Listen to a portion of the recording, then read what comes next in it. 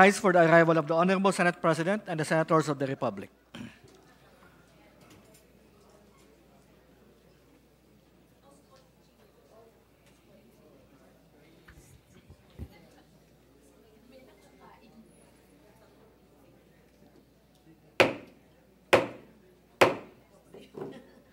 The 18th session of the Senate, the second regular session of the 19th Congress is hereby called to order. Will be led in prayer today by distinguished Majority Floor Leader, Senator Joel Villanueva.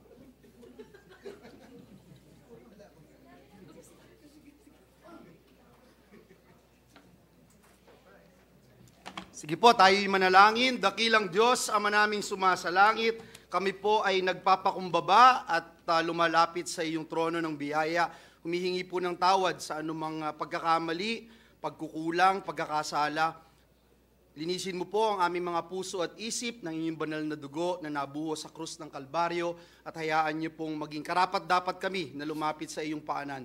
Panginoong Hesus, kami po ay lumalapit upang iyong gabayan, bigyan ng kalakasan, kalusugan, maging katalinuhan mula sa kalangitan upang magampanan namin ang aming mga tungkulin bilang mga kinatawan ng aming mga kababayan mula sa Luzon, Visayas, Mindanao at sa apat na sulok ng daigdig kung saan naroroon ang aming mga kababayang Pilipino. Yakapin mo po ang aming mga kababayan, lalo na ang mga naghihikahos at nahihirapan dala ng bagyo, pagsubok, kahirapan, at tulungan niyo po kami na matulungan namin sila para sa iyong kaluwalhatian at karangalan. Muli, sa iyo po namin ibinabalik ang lahat ng kapurihan, kaluwalhatian at karangalan sa tanging pangalan ng aming Panginoong Hesus. Ang lahat po'y makiisa at magsabing amen. Amen. Secretary, please call the roll of members. Roll call of members.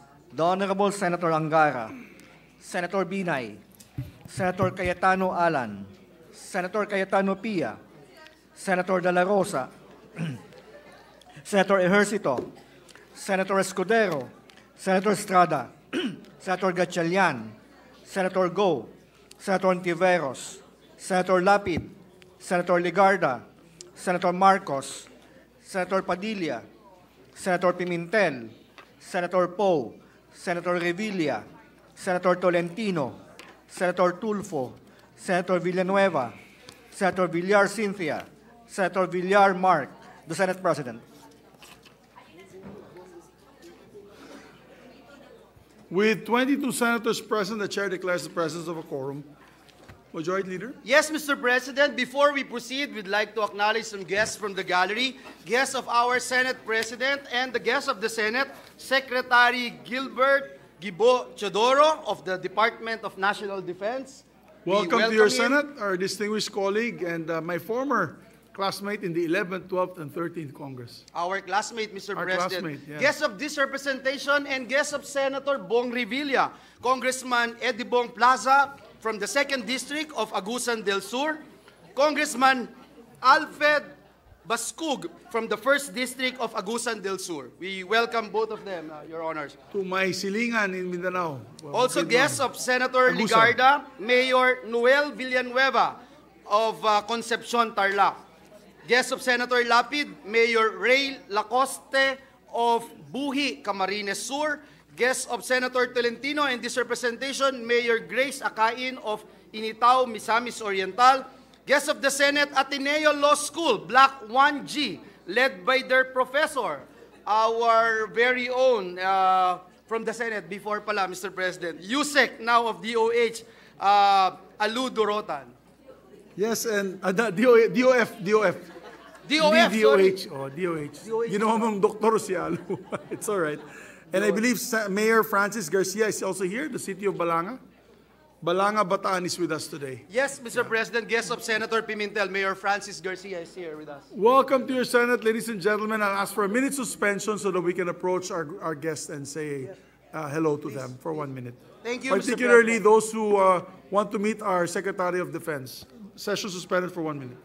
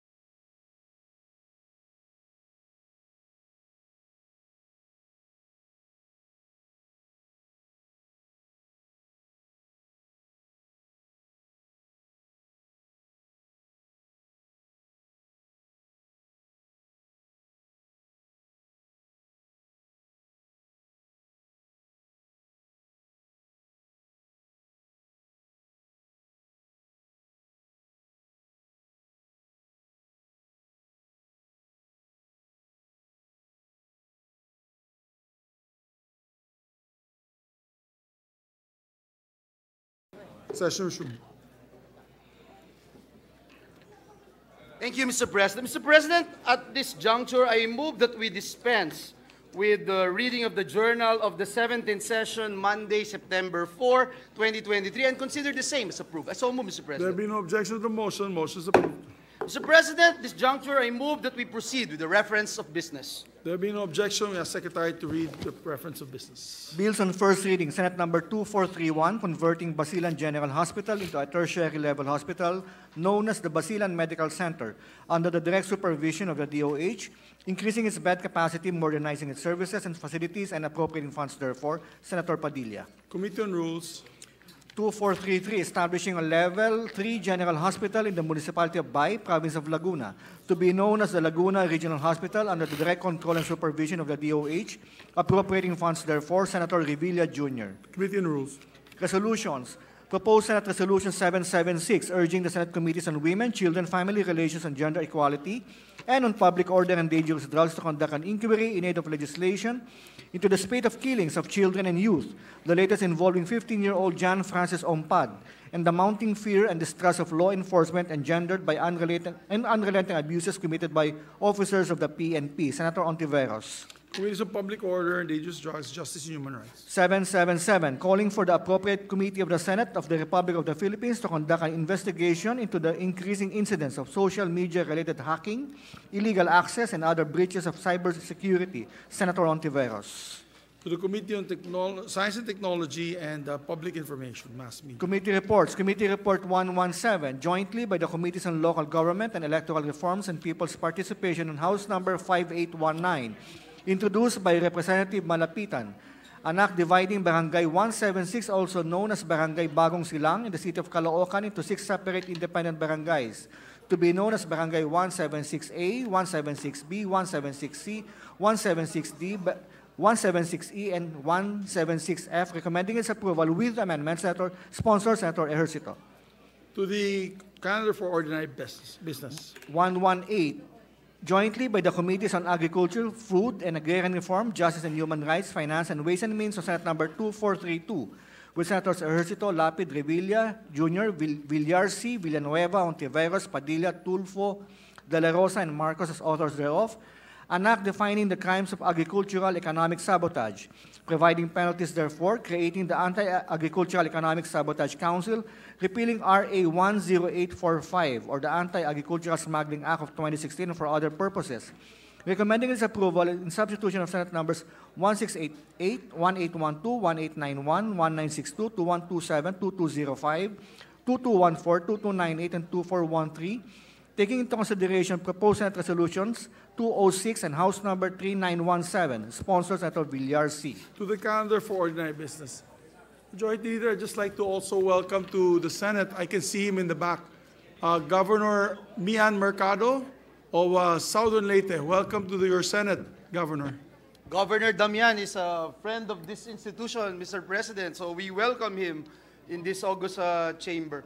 Mr. President, at this juncture, and with the permission of the body, I move that we resume consideration of Senate Bill number 2243 under Committee Report number 85. This is the Bill on Philippine Salt Industry Development Act. I so move, Mr. President.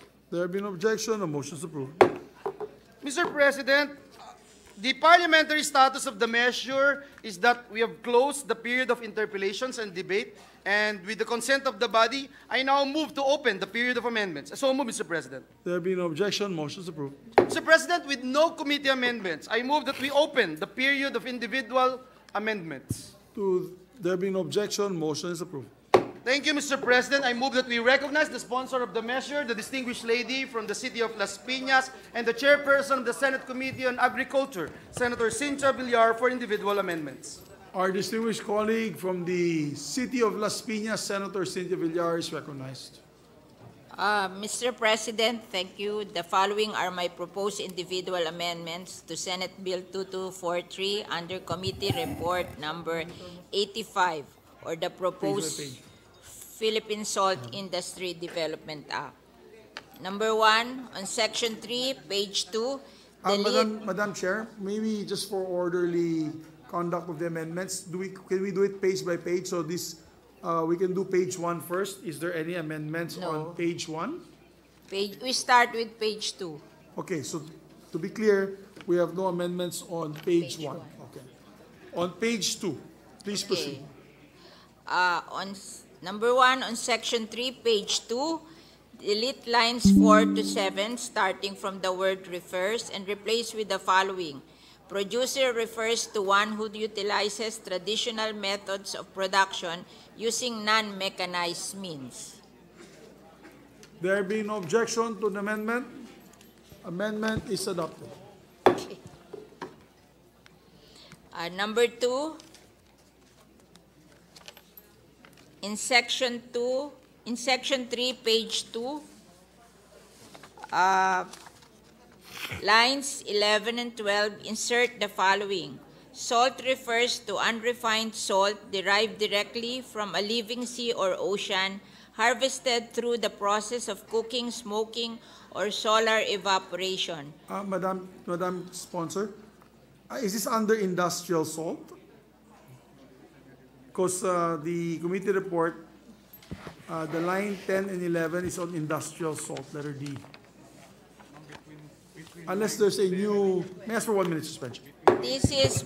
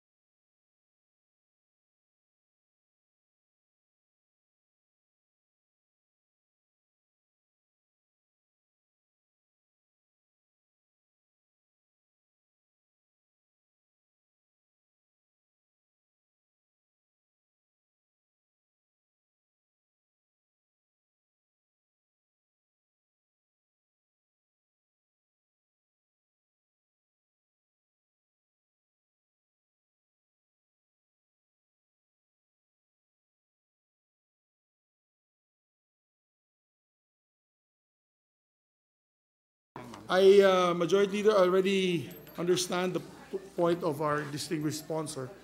And just to clear, what she proposed was a new definition of term in between line 11 and 12, and it'll be letter E. E. Yes. Kasi hindi nabanggit yung letter E. Okay, so is that correct, Madam Sponsor? Yes.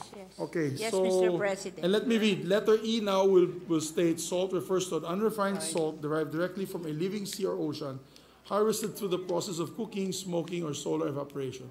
Regardless of the manner of production, it retains natural traces of minerals coming from sea water.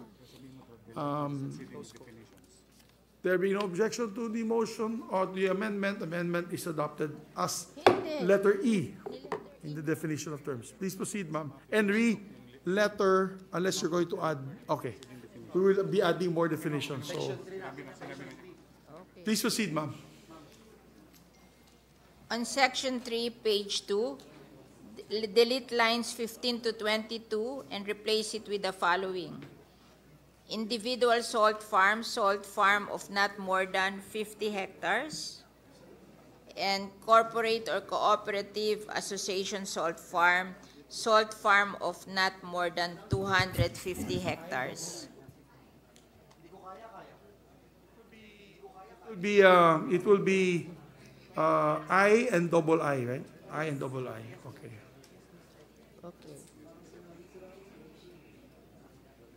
What will happen to the large? So tanggal na po yung large, small scale farm, medium scale farm. I think, Deleted Mr. po? President,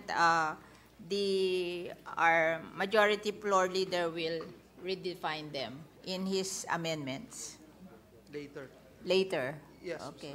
Can we go page by page, so line by line? May we ask, so that we don't have to go back to that amendment? Those who have any amendments on this section?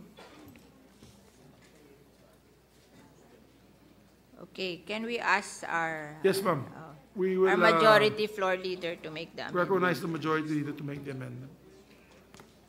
Yes, Mr. President, on page 2, lines 23 to 24, this is section 3, letter F on the definition of salt producer. After the word salt and the period, insert the following. Local salt producers shall be categorized as follows. Subsistence producer / manufacturer, a person or association engaged in the production, trade, and distribution of salt not exceeding 2 metric tons per year. Number 2, small producer, manufacturer, a person, corporation, or association engaged in the production, trade, and distribution of salt ranging from more than 2 metric tons to 300 metric tons per year.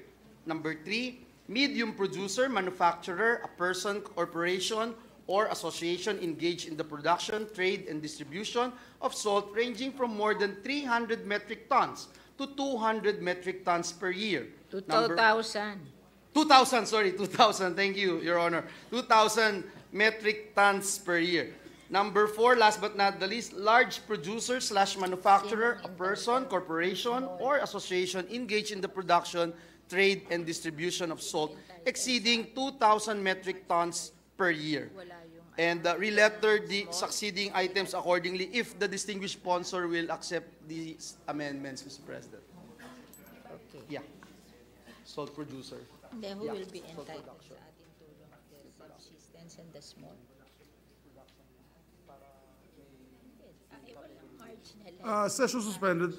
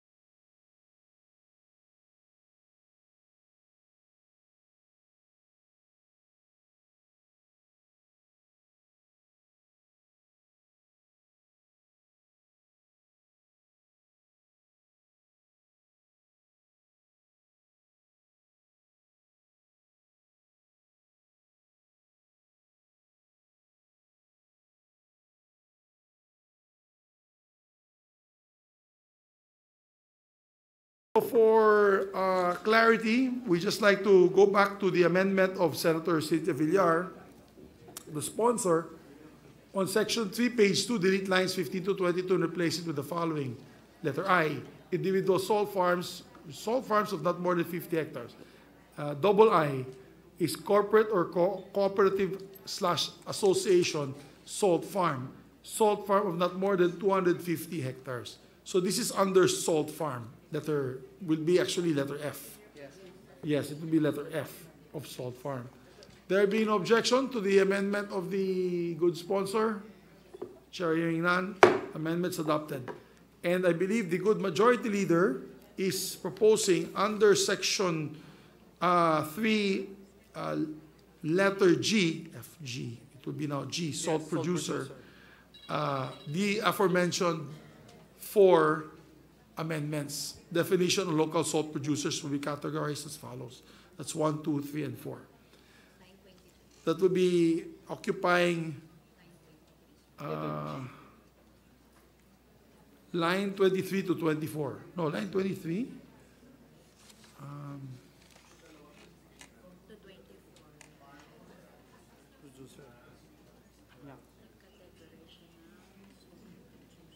Yes. May you repeat, Mr. Majority Leader, because under line 20, magiging line 20, hindi na siya, mawawala na tayo sa line. So letter G, salt producer, refers to the individual, corporation, cooperative, or associate involved in the production of salt. Yes. Where do you want to insert your amendment? Yes, after the word salt and the period, Mr. President, we insert the aforementioned 4 categories, local salt producers, as categorized in the aforementioned provision, Mr. President. Okay. Tama ba yun? If it's clear to everyone, with the consent of the sponsor. Yes. Yeah, Is it accepted, Madam? Yeah, we accept the Thank you. amendment. Therefore, there being no objection to the motion, the amendment is adopted. Please proceed. On Subject to style. Subject to Subject to style. style, Mr. President. On section 4, page 3, line 22, after the word industry, insert the phrase and salt iodization. Madam, this is section 4, page 3. Okay, page 3, line 22. Tinanggal na yun, line 22. Line 22. Tinanggal na yun, line 22. After the word salt, industry, insert the phrase and salt iodization.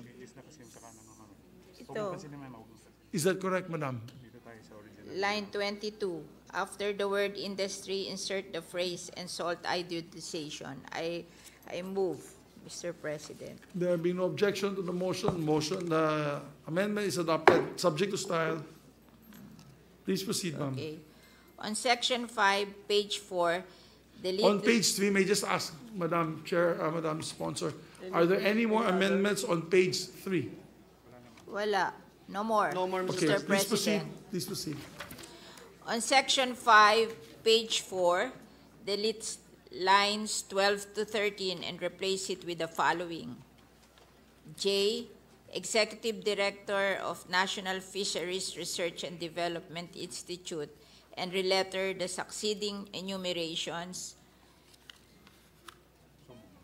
So moved, Mr. President. There being no objection to the amendment is adopted. On the same section 5, page 4, line 16, after the word Philippines, add the phrase of salt-producing areas. I so move, Mr. President. May I just ask the Majority Leader, you have an amendment here that you're proposing that is before the amendment that's being proposed now by the sponsor. Wala naman. The creation of the Philippine Salt Industry Development Council. I am looking at the... On page 4, line 11, it says here. Oh, Mr. President, yes, Mr. President, thank you for reminding this representation. Mr. President, may I ask if we can propose an amendment by adding, Mr. President, or inserting a new item, the Secretary of the Department of Labor and Employment, Mr. President, or DOLE, to be part of the Salt Industry Development Council. You may have to ask the... If the distinguished sponsor Ano ba will... yun? Hindi, pero nandun ba sa section? Nandun ba yun? Can you please justify?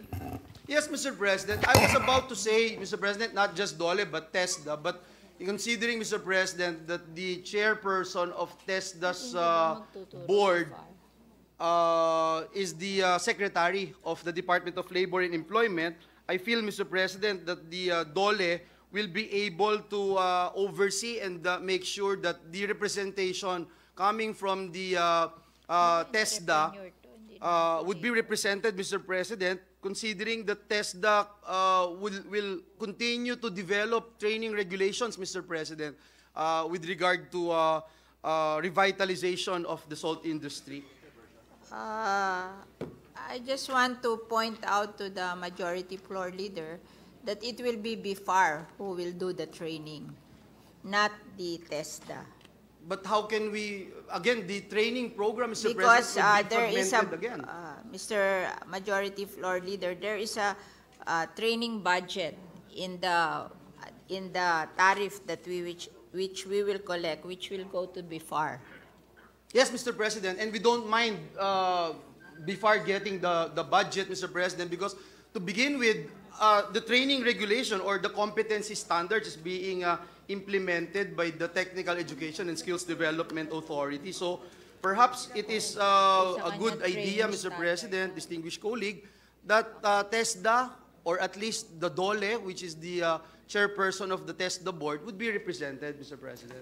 Mr. Majority Floor Leader, from my experience, if there are many institutions which are involved, the more we are not succeeding.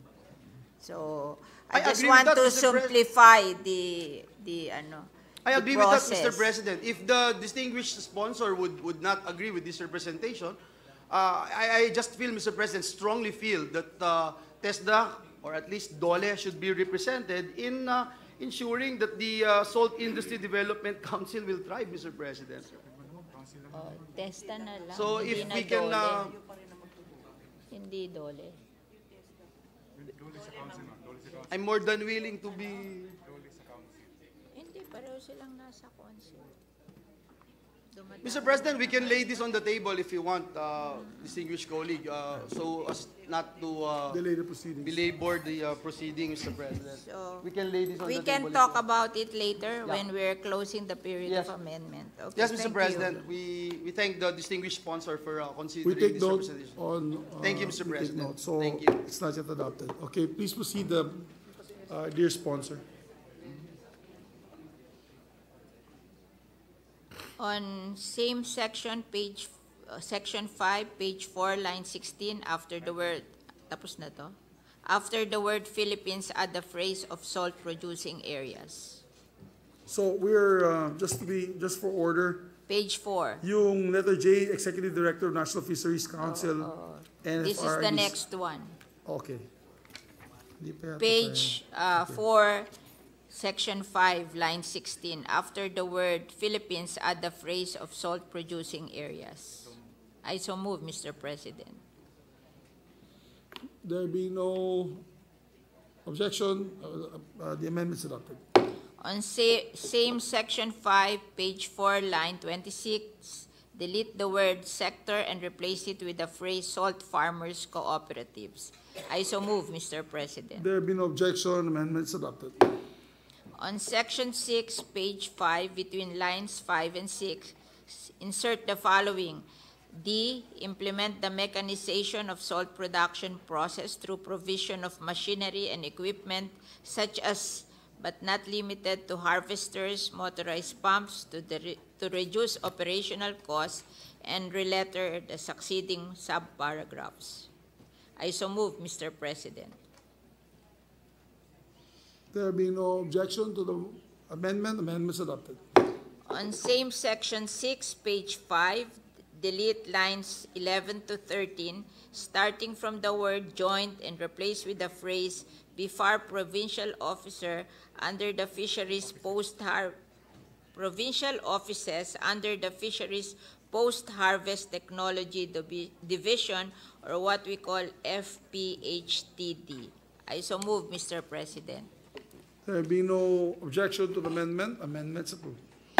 On Section 9, page 6, line 18, after the phrase "the DNR," insert the phrase "through its..." Sorry, Madam. Sponsor, no other amendments on page 5? On page, yes, on page 5? Yeah. There being none, we move to page Actually, 6. Please Mr. proceed. President, Yes, Madam. may I ask if it pleases the sponsor if I make my amendments and follow, since it seems to be we're going page by page, but I had submitted it already, so it's the pleasure of the sponsor what she would prefer. Because some of my amendments are already passed, so Okay. perhaps her team is still reviewing, whatever's her pleasure. That's okay. If you If there's an would, amendment to these last 5 pages, we Meron can po. proceed. Okay, kung sige. hindi na I have. take up ng ating sponsor, you may proceed, Madam. Okay. okay. Ito, papalitan na. Okay, on page 2, line 9. So go back to page 2. Okay. Yes, please. Saan? Ayun. It's the definition of iodized salt. So the amendment is to delete the phrase "salt artificially coated with iodine" and replace with the phrase "ordinary salt with fortificant potassium iodate (parenthesis K103 close parenthesis." This is the definition by the DOH. We submit. We accept the amendment. They're duly accepted by the sponsor, therefore the amendment is adopted. Then section 4. We have on section 4, Your Honor.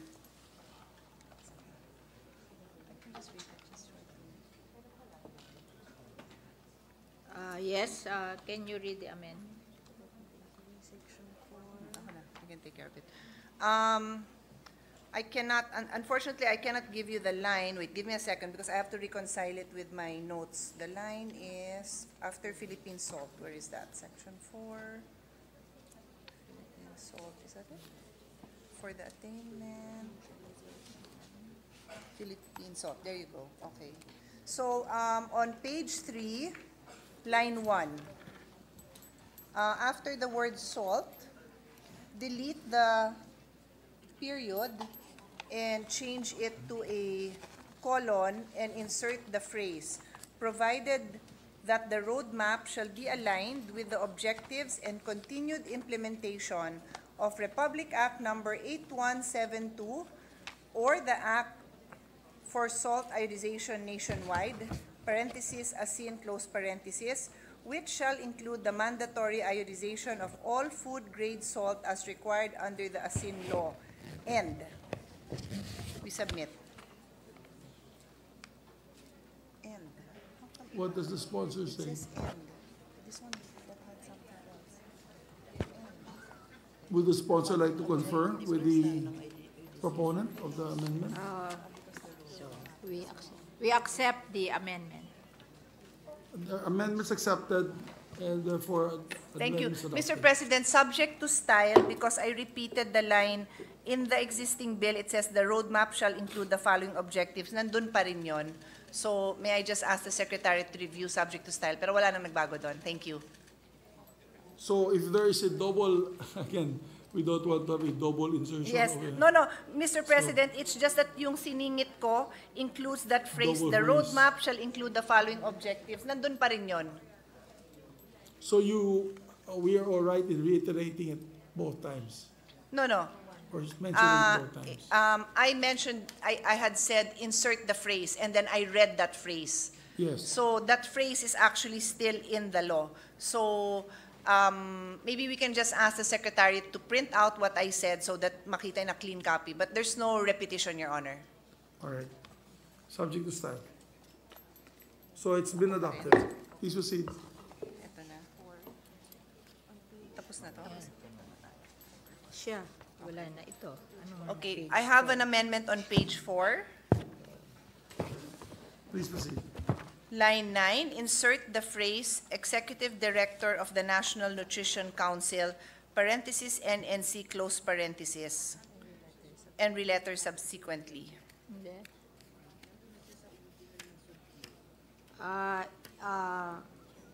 Mr. President, it's in the original law, which we did not remove, so we don't have to include it. Your Honor, during the, if I may explain, during, while we were on break, I had asked the sponsor, what is the difference of this newly created SALT Council in this bill and the existing board ba yun? The existing board in the ASIN law. And Her Honor said that they are two separate entities. The ASIN board will continue, particularly for food-grade salt, and then this council is more for the development of the industry.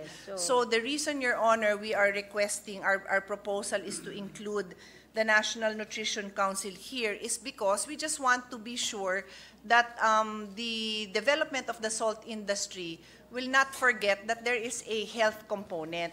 Ano lang naman siya, this representative is one of 13 or now 14 members that are all that have everything to do with trade and industry and agriculture. Yun lang, masama lang sa perspective. So in the same way that Her Honor is accepting our amendments that have a health perspective, it's just so that hindi naman makalimutan na may ganon. No, but there is a member, the Secretary of the Department of Health.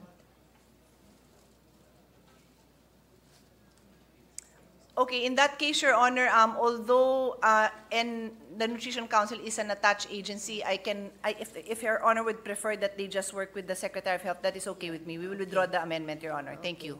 Thank you very much, Mr. President. And also, just a quick policy question, my dear colleagues, and the minority leader could help me out on this together with our colleagues on the floor. On the creation of the Salt Development Council, Madam Sponsor, if I may be able to ask, because right here I see all the secretaries of the departments. They're all very busy. And I was watching a news item recently that they were not able to implement the law because they could not get a quorum with all these department secretaries in a council, in a particular council for a particular issue. Yeah. Do you want to just limit it to the department secretaries, or would you want... No, they can send representative. Should we spell it out? I think we should spell it out, Madam Yes. Chair. Okay. Kasi if we don't...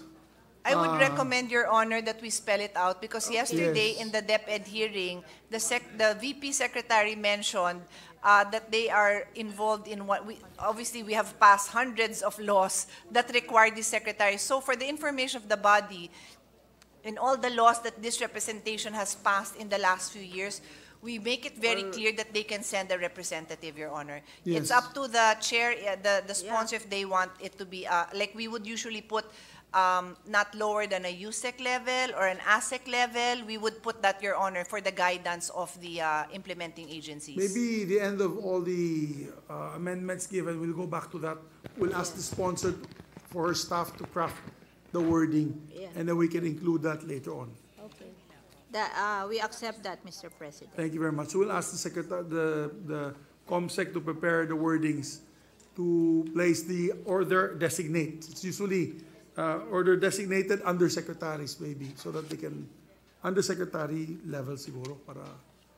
Yes, Senator Tolentino. Just an interjection, Mr. President. Perhaps in a conversation made with the sponsor, she agreed to delete the provision that would include implementing rules and regulations. So perhaps it should now be spelled out in the law itself that designees should be allowed to attend, Mr. President. Yes. We will So during the proper time when we take up the section on implementing rules and regulations, we can tackle that. But we all agree that there should be a line that says that their order designates. Okay, so we'll prepare that. Come back to that later. Please proceed. So what was the motion on the health? No, we withdrew, Your Honor. We withdrew. Okay, Yes. please proceed on the next amendments. And my next one is not until page 10, so I yield the floor to Her Honor. So we go back to Thank page... you very much. Thank you. We go back to page 6. Okay. On section 9, page 6, line 18, After the phrase DNR, insert the phrase through its appropriate bureaus. I so move, Mr. So President. it will read, pursuant to this act, the DNR through its appropriate bureaus and its attached agencies. Agency. Yes. That's how it will be read, huh? Okay. Madam. Okay. The DNR. Okay. Oh, it's And its attached agencies. appropriate bureaus and its attached agencies. Yes. Not agency, but agencies. Agencies. Yes. So, Correct. subject to style, the amendment is to add after DNR, Insert the phrase insert the phrase through its appropriate bureaus and bureaus attached and attached agencies. agencies. Because right Yeah. now it is agency. Isulat niyo yun. Okay. There'll be I no so move, objection. Mr. President. There be no objection. The amendment is adopted subject to style. On section 11, page 7, line 14, after the word instrument, insert the phrase or SPTI. Line 14, ma'am. Line Yes. 14. After the word instrument, insert the phrase or SPTI. Wala pong sa line. Page 7 po. Sorry, page 7. Okay. So wala na po tayong amendment sa page 6. Wala Madam na po. Sponsor. So page 7, under line 14. 14, After the word instrument, insert the phrase or SPTI. SPTI. There being no objection, amendments adopted. On section 11, page 7, line 24, after the word act, add another proviso which shall read, provided finally that the PFAR shall maintain a digital database of all applicants and holders of SPTI to ensure integrity of data, stronger data protection, and convenient data access. I so move, Mr. President. There being no objection, motion is adopted. The amendment rather is adopted. We go now to page 8. Okay? No more amendments on page 7. No more.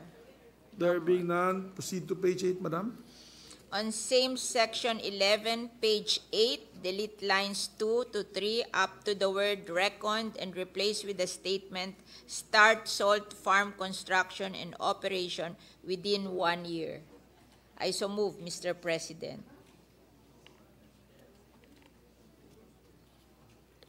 Page, lines 2 to 3, page 8. Where is the word reckon, ma'am? Reckoned, Oh, under line 3, not 2 po. 2 to 3. Delete lines 2 to 3. Delete lines 2 to 3. So that word will start with undertaking 2. And then, Up to the word reckoned and replace it with the statement, start salt farm construction and operation within 1 year. I so move, Mr. President. how will that paragraph read, ma'am? Page 7. Page 7, line 24. So, shall it be conditions for terminations which shall include an undertaking to start salt farm construction and operation within 1 year? Is that how you want to write it? Yes, yes. What about the granting, what about the succeeding lines, ma'am? What do we do with that? On the same section, page 8, on lines 12 and 19, replace the word 4 with 3 and the number So, in dali pa, parent- ma'am, hindi pa natin na-approve yung previous Okay. paragraph. May we know what it will read after we remove lines 2 and 3 and then your insertion of your amendment? Saan ba yan? Kasi medyo magulo po siya. Number 4, conditions for terminations which shall include an undertaking to start farm construction and operation within 1 year from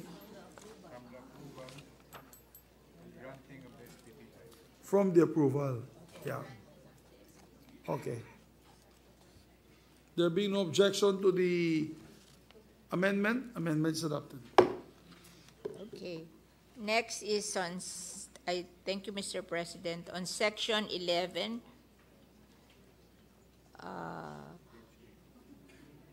rather, Section 11, page 8. No. Page 8 on lines 12 and 19, replace the word 4 with 3 and the number in parentheses 4 with 3. I so move, Mr. President. Tama ba yun?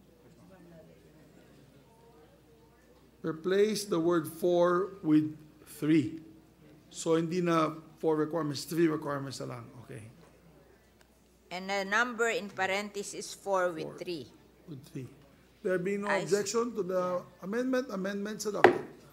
On the same section, 11, page 8, delete lines 15 to 16 starting from the phrase at most 2 on line 15 and replace with the phrase only the signatures of the regional director and the BIFAR director. 9:15 to 16. I so move, Mr. President. There be no objection to the motion, amendments approved. On same section 11, page 8, delete lines 22 to 25 and renumber the succeeding subparagraphs. I so move, Mr. President. There be no objection to the motion, the amendment is adopted. On same section 11, page 8, line 31 to page 9, line 1, delete the phrase is located and replace with the phrase will be established. I so move, Mr. President. There being no objection, the amendment is adopted. This is all subject to style, my dear Secretariat, for your review. On same section 11, we're now on page 9. No more amendments on page 8, my dear colleagues. If none, please proceed on page 9. On the same section 11, page 9, delete lines 24 to 25 and replace with the following. Individuals may list up to 50 hectares of salt farms. Corporation or cooperatives / association may list up to 250 hectares. I so move, Mr. President. There being no objection to the amendment, amendments adopted. On section 13, we're now on page 10. There be no amendments on page 9. 9? Gentlemen, ladies, Meron. therefore we proceed to page 10. Please Oh, proceed. there is an amendment, I think, in page 9. Ako po sa page 10 pa. Meron pa ba sa page 9 po, ma'am, 9. sponsor? 9, wala. So, we can Page go 10. to page 10. What section? Section 13, line 16. We'll say first our amendment, okay? On section 13, page 10, delete line 16 to 18 and replace it with the following. Before, the following are the qualification for registration, the existing and the new. I so move, Mr. President. Babasahin pa lahat. Naku, mahaba ito, ma'am. It is a, may I ask, session suspended for 1 minute.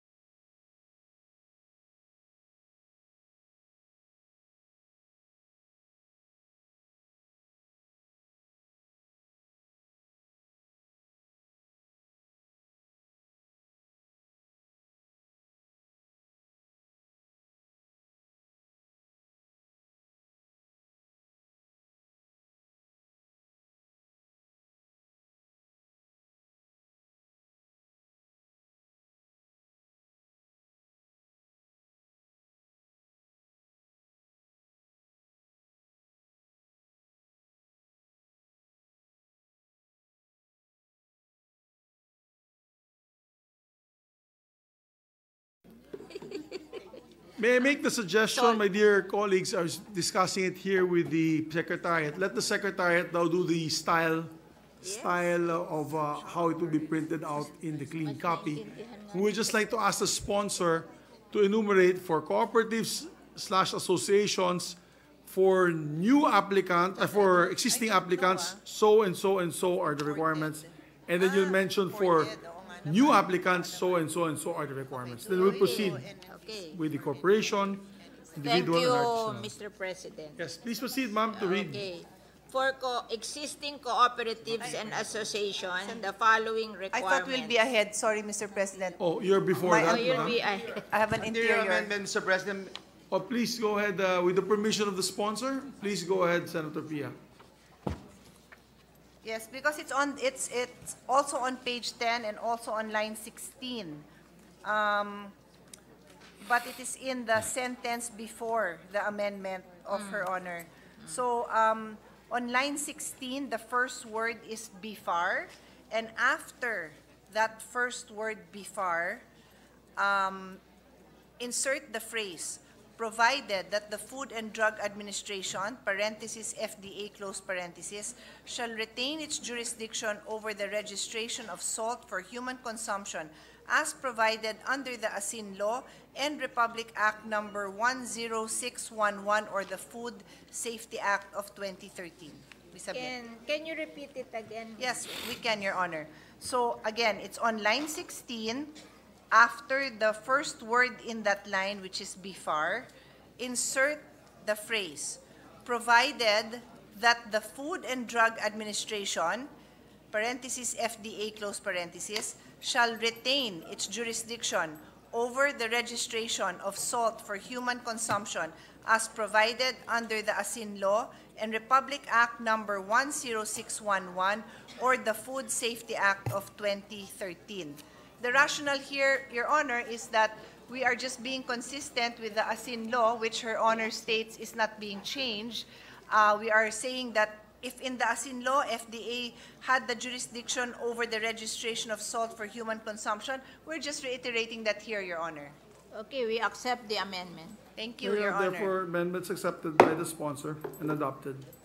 So please proceed. After that proviso, after that provided for in a phrase of our distinguished colleague, now we will continue with the amendment of our distinguished colleague, Senator, distinguished sponsor. On section 13, page 10, delete lines 16 to 18 and replace with the following. Before, the following are the qualification requirements for existing cooperatives and associations. Wala na po yung before kasi may provided for na siya. sige. So it will start with the following are qualifications, requirements for registration. Tama po. And then please proceed, ma'am, for cooperatives and existing associations. cooperatives and association. Number 1, certification as existing salt producer from the local government unit where salt farm operates. Number 2, certificate of registration from CDA for cooperatives or from LGU where the farm site is located for Farmers Association. Number 3, production record for the immediately preceding year. And number 4, affidavit from applicant of existence of at least 50 members. And then I so for new, move, Mr. and then for new, tuloy nyo na, ma'am. For new registrant, if cooperative and association, the following are the requirement. Number 1, certificate of registration from CDA for cooperatives or from LGU where the proposed farm site is located for Farmers Association. Number 2, business plan. Number 3 is farm site inspection report from the Provincial Fisheries Officer. And number 4, affidavit from applicant of existence of at least 50 members. So move. Okay. I so move. No, not yet. Finish. For corporation, Okay. Yes, for existing Securities and Exchange Commission registration. Number 2, certification as existing salt producer from the local government unit where salt farm operates, updated tax payment record, and proof of SSS Pag-ibig PhilHealth remittances. And for new registrant, corporation registrant, number 1, Securities and Exchange Commission registration, business plan, and farm site inspection report from the Provincial Fisheries Officer.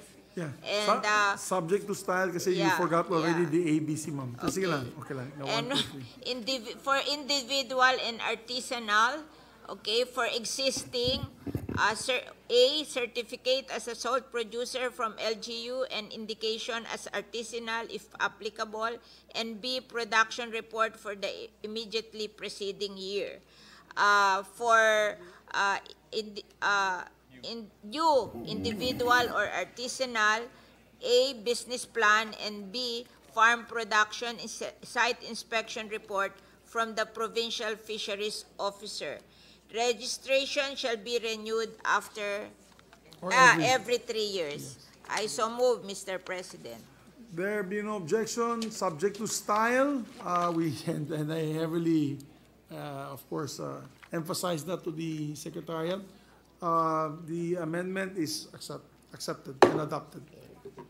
Mr. President, on Section 30, pages 10 to 11, on page 10, delete lines 28 to 32, and on page 11, delete lines 1 to 4. I so move, Mr. President. There being no objection to the motion, the amendment is adopted. On Section 14, page 11, delete lines 10 to 14, starting from the word small and replace with the phrase salt farms of cooperatives and association. I so move, Mr. President. There being no objection, amendment is adopted. On the same Section 14, page 11, on line 15, delete starting from the word financial to line 17 up to the word directly and replace with the phrase material and technical assistance to salt farms of cooperatives and association. I so move, Mr. President. There being no objection, the amendment is adopted. On the same Section 14, page 11, on line 20, delete the phrase salt production materials and replace it with input for salt farm development.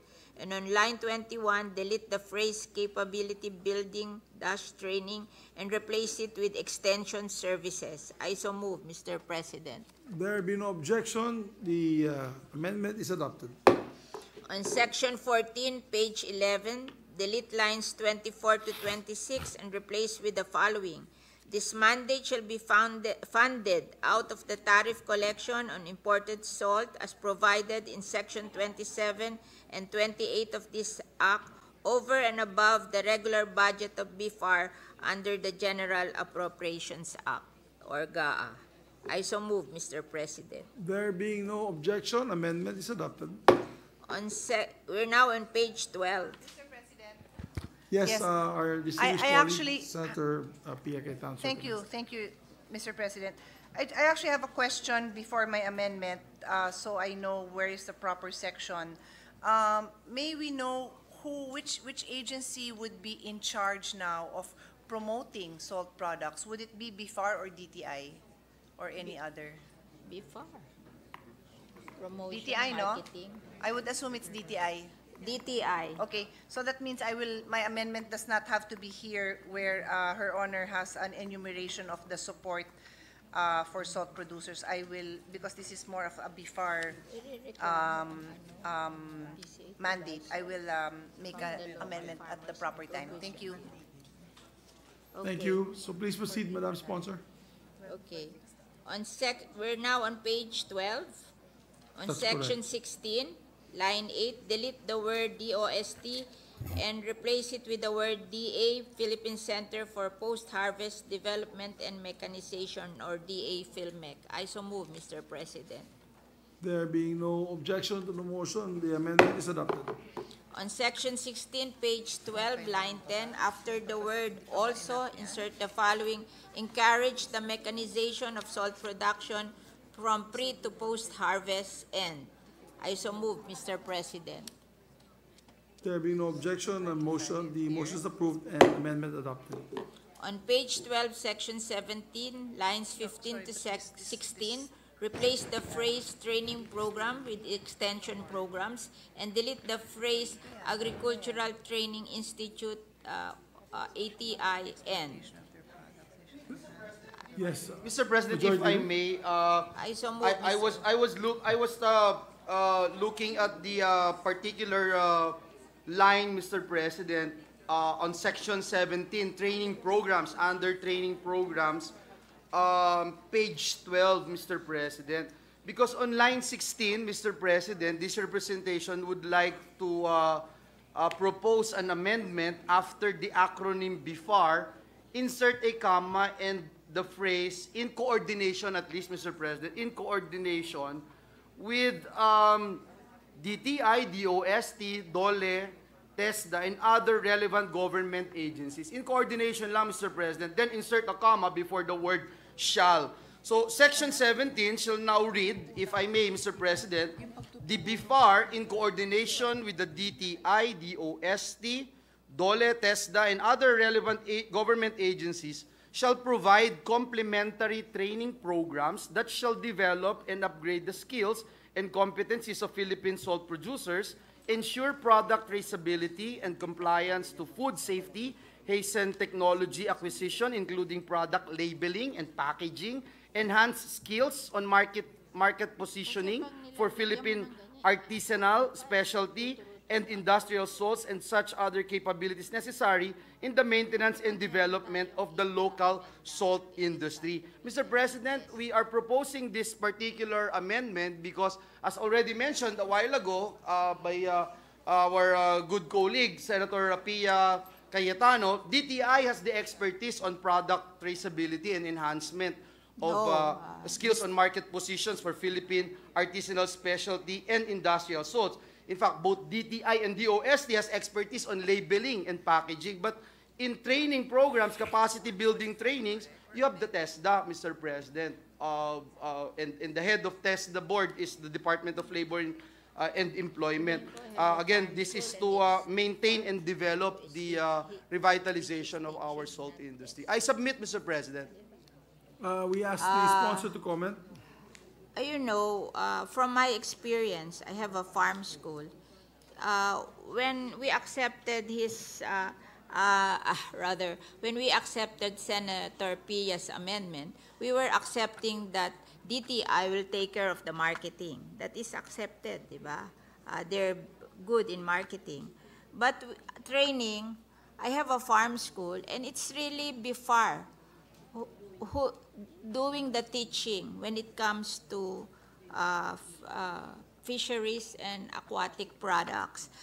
You know, it's hard to put everybody kasi magtuturo-turuan sila in the end. Mabuti yung pininpoint mo na kung sino para pag hindi ginawa siya may kasalanan. Kasi pag maraming nagtuturo.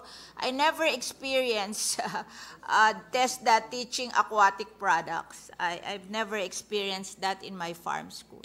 In your farm school, Mr. President, I am talking about the policy of the government, why we have TESDA as an institution in charge, Mr. President. So may I ask, Mr. President, if there are training regulations being implemented by BIFAR? You know, yes.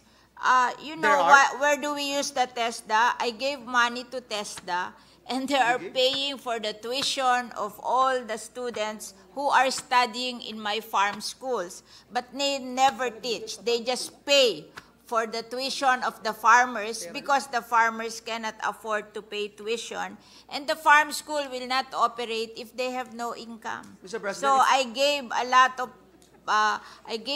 of budget to TESDA for them to pay for the tuition of all the farmers who are studying in the farm schools. Not my farm school. My farm school is free and I don't ask from TESDA, but the other farm school. There are 2,800 farm schools all over the Philippines.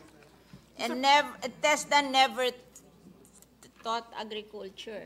They just pay for the tuition because the budget was given to them and they accredit the May we know, Mr. institution. President, who has the mandate to implement training regulations in this country? Mr. President, is it BIFAR or TESDA? Do they have the capacity to... Minute suspension.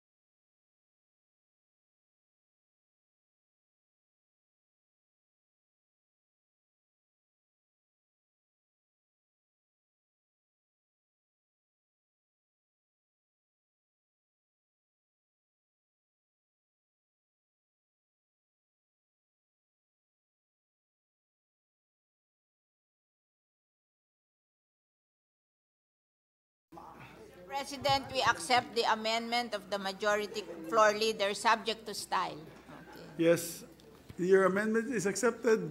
Thank you, Mr. President. Thank you, dear colleague. Thank you. Okay. Please proceed, Madam. You are on page 12, section 17, I think. I believe. Oh, yeah. Section 17, Yes. lines 15 to 16, replace the phrase training program with extension programs and delete the phrase agricultural training institute and make the necessary amendment as requested by our majority floor leader, subject Yes, to subject to style. Okay. There being no objection, amendments are approved. On section 18, page 12, line 26, delete the letters PHTD and replace it with FPHTD. I so move, Mr. President. There being no objection, amendment is adopted. On section 23, page 14, we're now on page 14. Any amendments on page 13, my dear colleagues?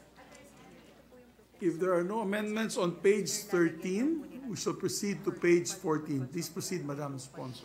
On section 23, page 14, delete lines 1 to 5 and replace with the following. Section 23, importation and exportation of salt. Every person, natural or juridical, engaged in the importation and or exportation of salt shall first secure the clearance for said transaction from the following agencies. A, DOH FDA for iodized salt. B, DABFAR for non-iodized food-grade salt. And C, DABFAR for non-food grade salt. I so move, Mr. President. So the non-iodized food grade salt, shouldn't that also be under the FDA? Kasi Gusto nyo yun? food din yan, di ba? Kakainin din yan. For This export. is This is for artisanal export. salt. Okay. They are not iodized. The artisanal salt. Yung salt na pinoproduce for export na parang artisanal, it's an old way of producing salt. It's not iodized. Pero ano to, importation to the majority leader, this is both importation and exportation. So if you import, And even the lagay na lang artisanal na lang instead of so may I ask for a session suspended for 1 minute.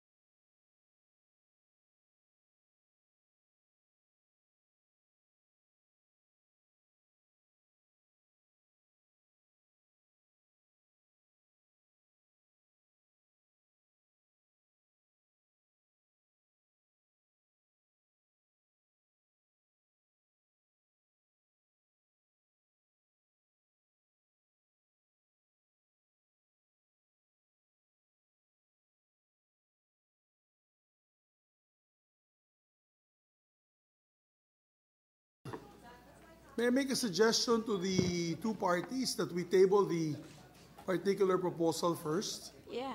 so that we can eventually take this back up after discussing it also with the DOH and other appropriate agencies. So we just continue with the other amendments. So,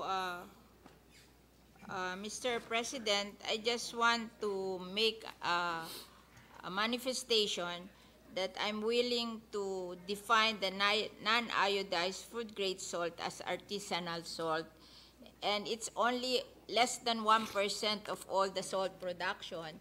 So I want it exempted from iodization.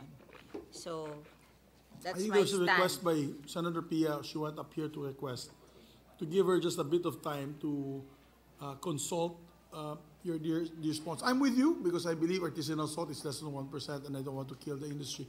But let's give a chance to our colleague. Maybe Yeah. we can skip your number 27 and the Okay. items, Okay. and then we'll go move to number 28. Section 25, page 14. Yes. Delete lines 24 to 25 up to the word hereby and replace it with the statement, the BIFAR Fisheries Post-Harvest Technology Division, or BIFAR FPHTD, is hereby. There being no objection to the amendment, amendments adopted, subject to style. Okay. On section 27, page 15, on lines 11 to 12, delete the phrase subject to existing free trade agreements May I ask for just one quick query? I know Senator Coco and Senator Risa have an amendment on section 25. no, Is it it's- already tackled? Section 25, yes. Their amendment Yes, is Mr. section 25. Yes, Mr. President, good sponsor. I have an amendment with, excuse me, Mr. President. Section Page 25? 13, page 14. I have Page an amendment, 14. Mr. President, jointly with Senator Pia Cayetano on page 14, line 13, section 25, to remove the phrase salt iodization for food-grade salt and replace it with the phrase iodization of salt that is not intended for human consumption and food production. I And so then move, continues, Mr. Chair, and then, Mr. President. and continues And then to by- continue on line Continue 19, on- yes, to add a new last sentence that shall read, importers, traders, and distributors May I of ask- imported food-grade salt that will undertake fortification shall comply with the iodization standards set by the DOH, so that the new section would read, Section 25, National Iodization Program. Okay. Notwithstanding the provisions of Republic Act Number 8172 or the ASIN Law, iodization of salt that is not intended for human consumption or local food production is hereby rendered optional in the country, thereby modifying accordingly Sections 3 and 5 of said Act, provided that the DOH shall review and continue the implementation of the existing National Iodization Program and shall explore and institutionalize programs to continue salt iodization in the country. Such programs shall encourage and incentivize salt producers to iodize the production of food-grade salt.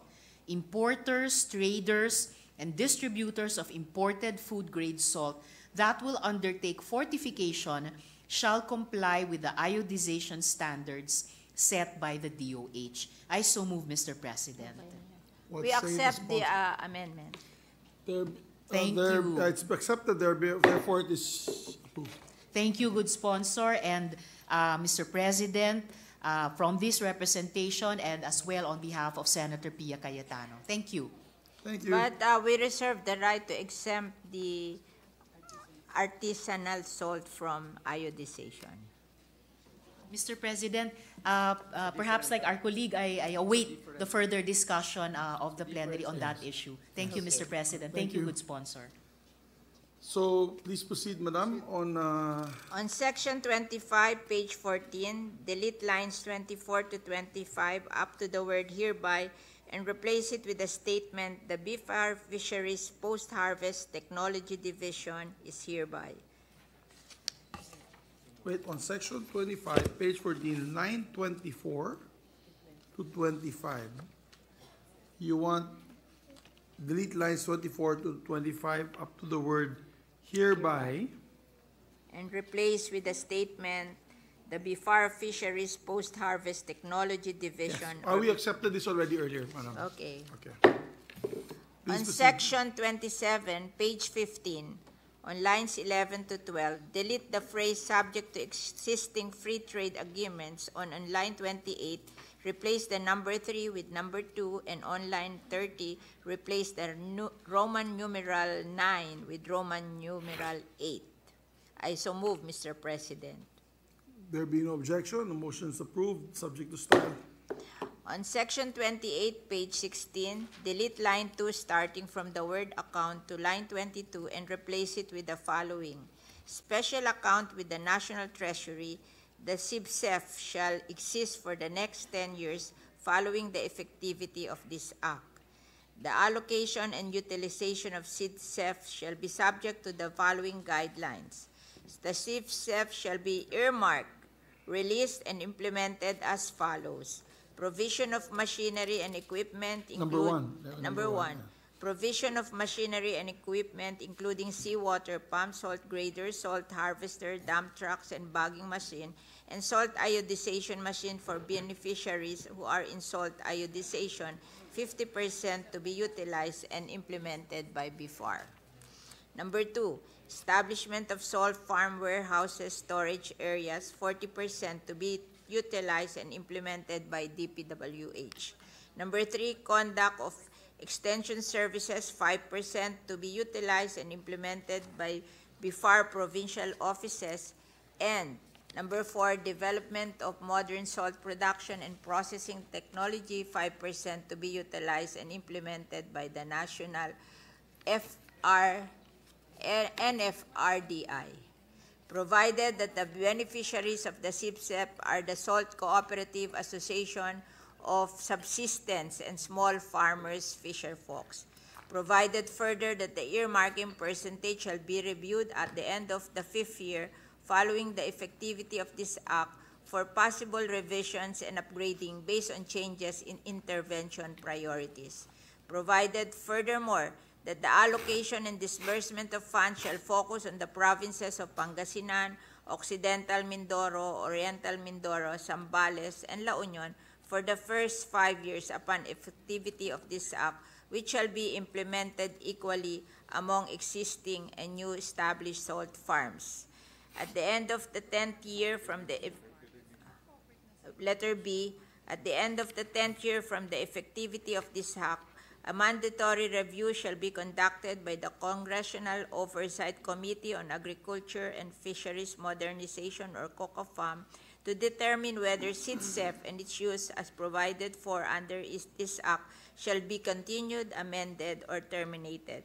The COCOFAM shall utilize the increase or decrease in farmers' income as a primary benchmark in determining the effectiveness of the intervention under the SIBSEF and its possible extension. Okay? And re-letter the succeeding paragraphs. My only question, Madam Sponsor, is on the allocation of the provinces that you mentioned. Is there a reason why it is only that the allocation and disbursement of the funds shall focus on the provinces of Pangasinan? Because they are the type 8 provinces, and the increase in production will come from them. Kasi they are, but we are not, this is, kasi very small lang yung collection and tariff, it's 600 million. So the others will be under the provision of the BFAR under what, under the GAA, ano pangalan nung, ano nila, yung kanilang program, SIDSE, ano? May pangalan yung program. They have a program under the GAA for the rest of the, what do you call this, salt industry, which they are implementing. Kasi ang liit-liit lang nito eh. Do you want to pattern it, my suggestion, Madam Sponsor, do you want to pattern it to the tobacco law, which basically if this province produces the most salt, they get the biggest number, and so on and so forth. Because if we do it this way, Madam Sponsor, if I look at it, it's very biased only on this 1, 2, 3, 4, 5 provinces. Kasi meron silang kinlassify na type A province, type 1 provinces na talagang suited for salt production. So yung Bulacan, walang salt Bulacan, ma'am? Walang salt ng Bulacan? Wala. Yung mga ibang provinces, more of artisanal. Kaya meron silang maliit na production. But this one, these are the, Maybe, can we word it in such a way that the allocation, disbursement of funds will be focused on the provinces which have the large concentration of salt farms, rather than naming the provinces? Sila na rin yun. O nga po, ma'am. Tiningnan ko na yung ranking eh. Sila talaga yung mga provinces that have a lot of salt farms.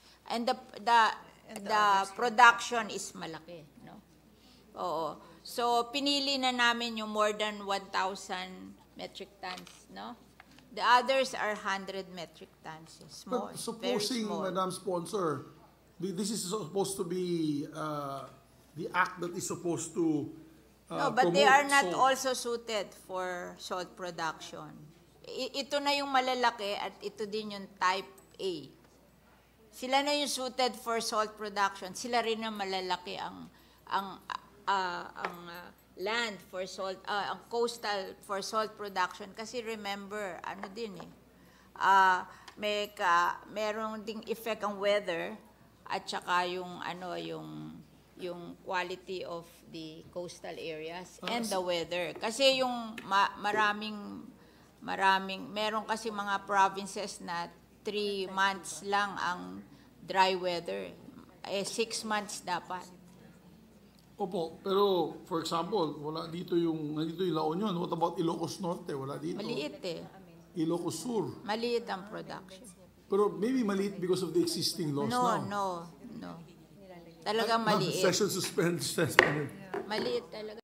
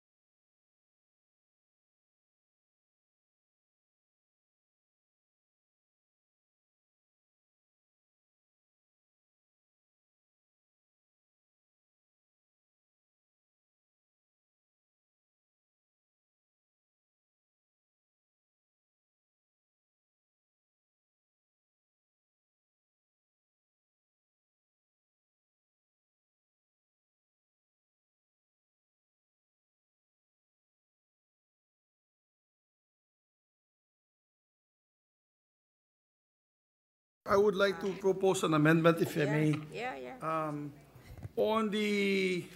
It seems that there's no argument or objection to the rest of the amendments, only with the paragraph where it says the allocation and disbursement. Maybe we can say, provided furthermore, that the allocation disbursement funds shall focus on the provinces that produce the most number of salt, or that have the most number of salt farms.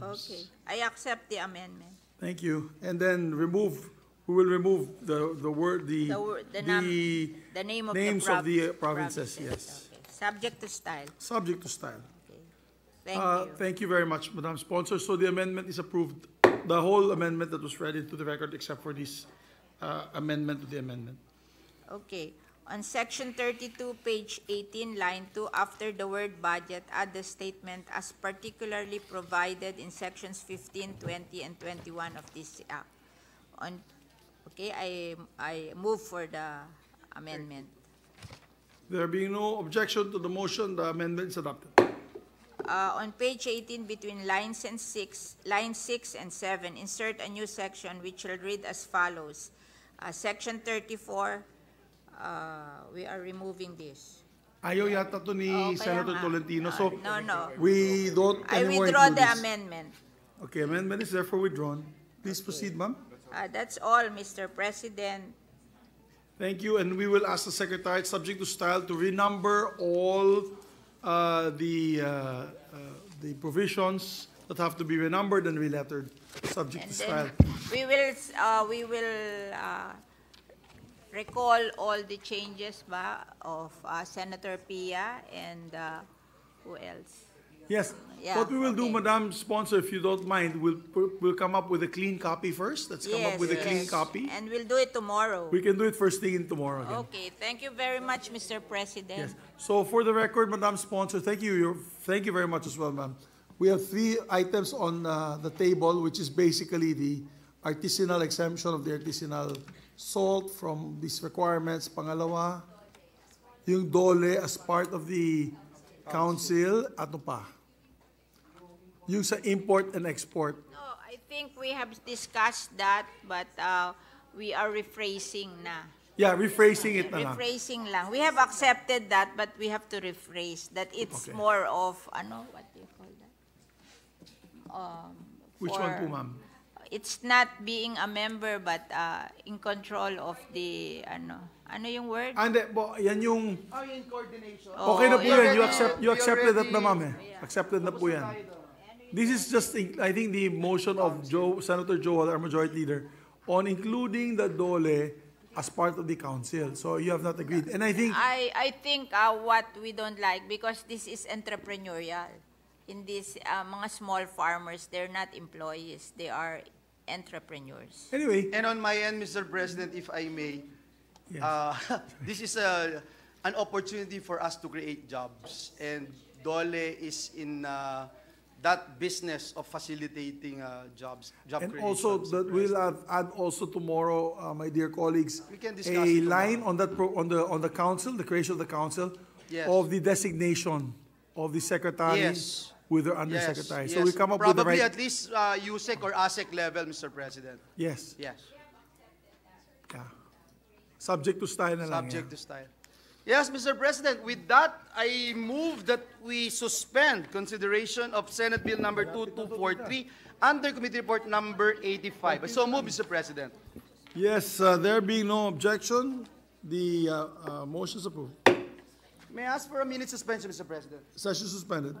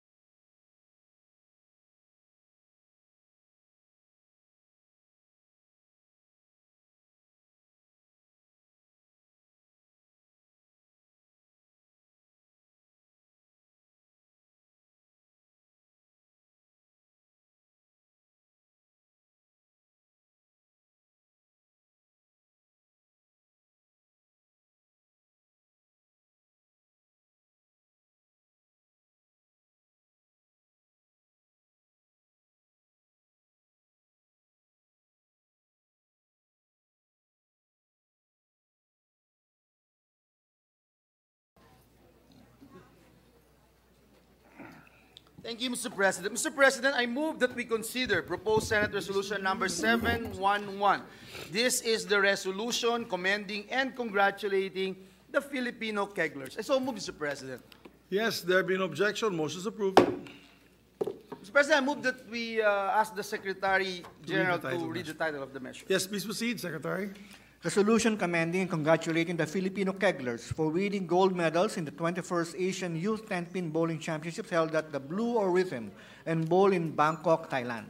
Mr. President, with the consent of the body, I move that we recognize the chairperson of the Senate Committee on Sports, Senator Christopher Bongo, to deliver the sponsorship speech. Our distinguished colleague from Davao and Batangas is recognized, Senator Bongo.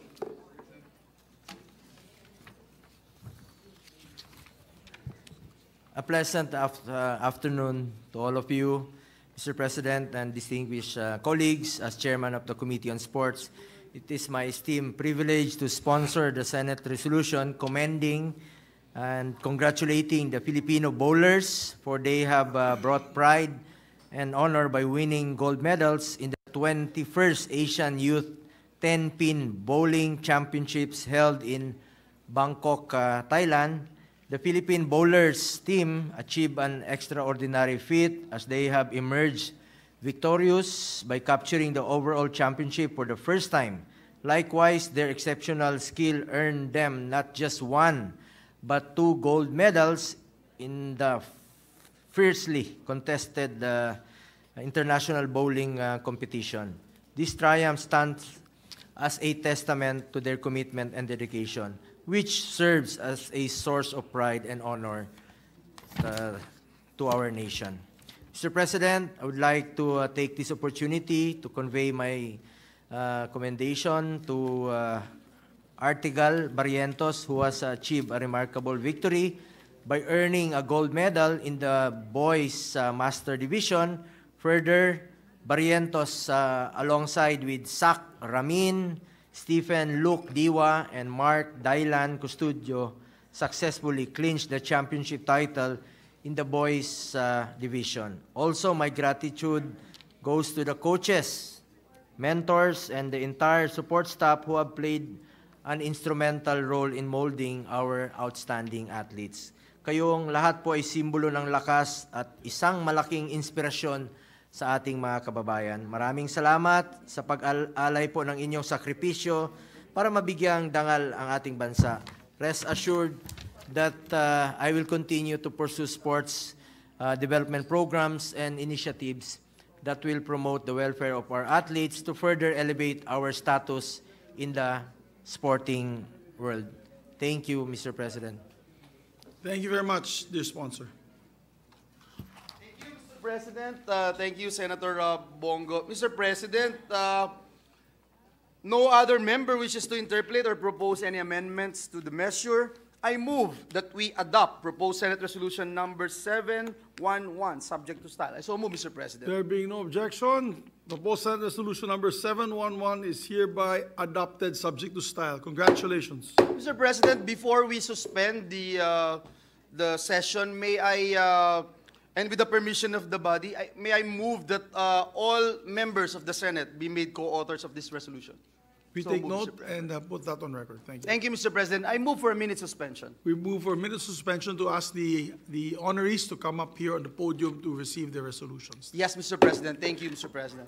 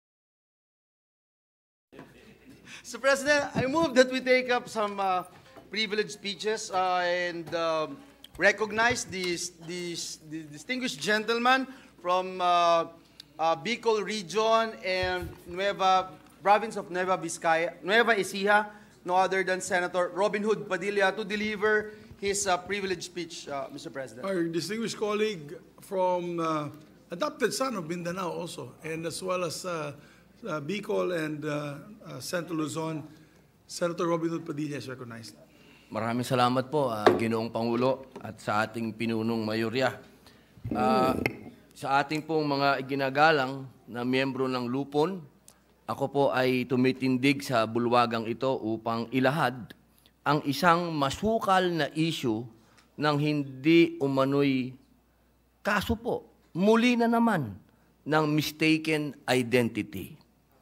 Ang sangkot po ay isang 62 taong gulang, 62 years old, tubong Baloi, Lanao del Norte, na nagngangalang Muhammad Maka Antal Said. Nitong nagdaang linggo ay sinundan po ng aming tanggapan ang kaso ni Tatay Muhammad. Araw po ng Huwebes, 10 ng Agosto, papunta ng Kuala Lumpur, Malaysia, si Tatay Muhammad ay harangin ng mga tauhan ng Bureau of Immigration sa Naya Terminal 3 matapos magkaroon ng alert ang kanyang pangalan. Agad pong inaresto si Tatay Muhammad at ikinulong sa Building 14 ng New Bilibid Prison sa Muntinlupa, isang temporary detention facility ng National Bureau of Investigation. Sa investigasyon po, natuklasan ng NBI International Airport Investigation Division na mayroong 9 na warrants of arrest para sa isang Muhammad Said, also known as Ama Maas, na tugma sa pangalan at pagkakakilanlan ni Tatay. Ang mga hindi mapabubulaan ng katotohanan. Una, makikita niyo po dito, Ginoong Pangulo, masdan po natin ang larawan ng sinasabing wanted Muhammad alias Ama Maas sa kaliwa at si Tatay naman sa kanan.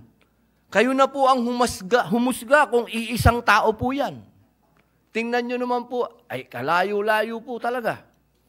Pangalawa, taong 2018, nang mapagkamalan rin bilang wanted si Tatay, pagbaba ng airport galing sa kanyang biyahe sa ibang bansa dahil sa kanyang pangalan.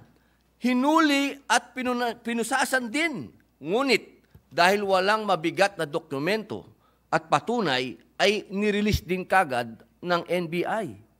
Pangatlo, mismong National Bureau of Investigation ang nag-issue ng clearance noong 2018 at 2019 na nagpapakita ng no derogatory record ni Tatay. Pang-apat, ayon po sa pamilya Said, simula 2001 hanggang Oktubre 2011 ay nasa Saudi Arabia si Tatay. Ngunit ang nasabing krimen na kinasasangkutan ni Ama Maas ay naganap noong July 2011. At ito po, Ginoong Pangulo, ang matinding pasabog. Panglima, taong 2016 pa lamang ay lumabas na ang mga balitang napatay na sa engkwentro si Ama Maas. Ito po ay engkwentro pagitan ng puwersang militar ng gobyerno, operasyon nila sa Sulu. Ginoong Tagapangulo, paanong mapipiit sa bilangguan ang isang individual na may NBI clearance na no derogatory record? Malayang nakalabas-pasok sa bansa ng ilang ulit, wala sa Pilipinas sa panahong sinasabing nangyari ang mga krimen, at higit sa lahat, malayong hindi tumutugma ang itsura ng akusado na ayon po sa mga balita ay 7 taon nang naulat na patay. dahil lamang po kapangalan niya yung Muhammad Said. Ginoong Tagapangulo, nais ko pong bigyan diin na marami pa ring butas ang ating pulisiya sa information sharing sa pagitan ng mga ahensya.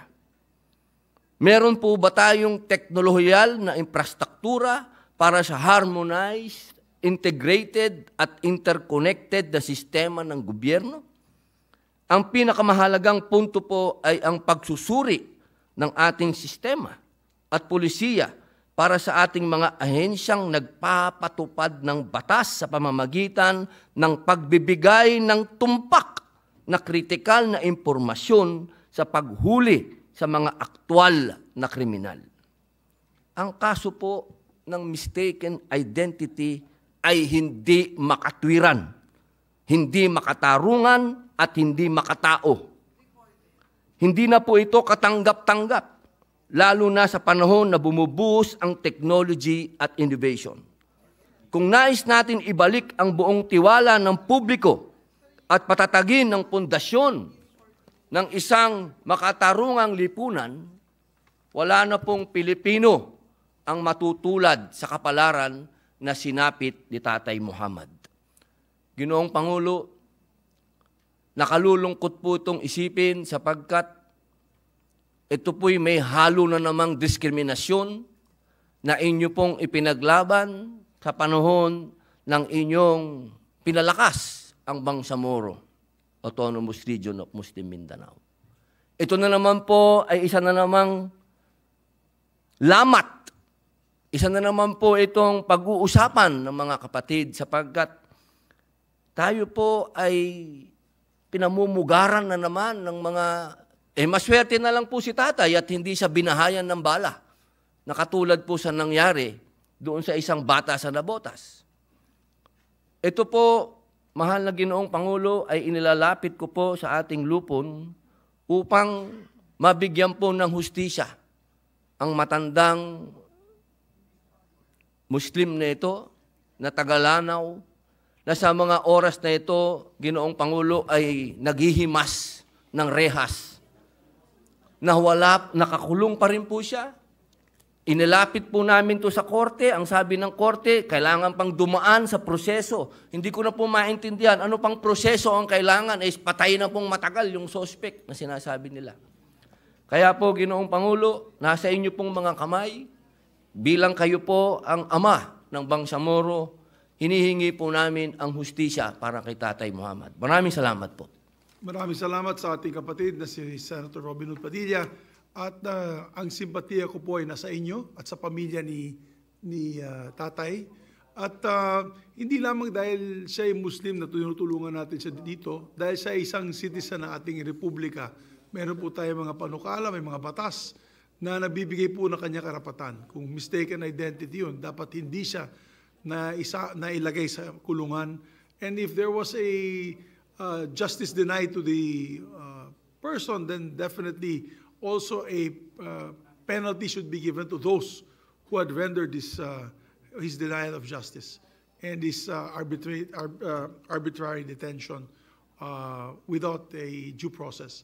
So, Majority Leader, shall we refer it immediately to the Committee on Justice?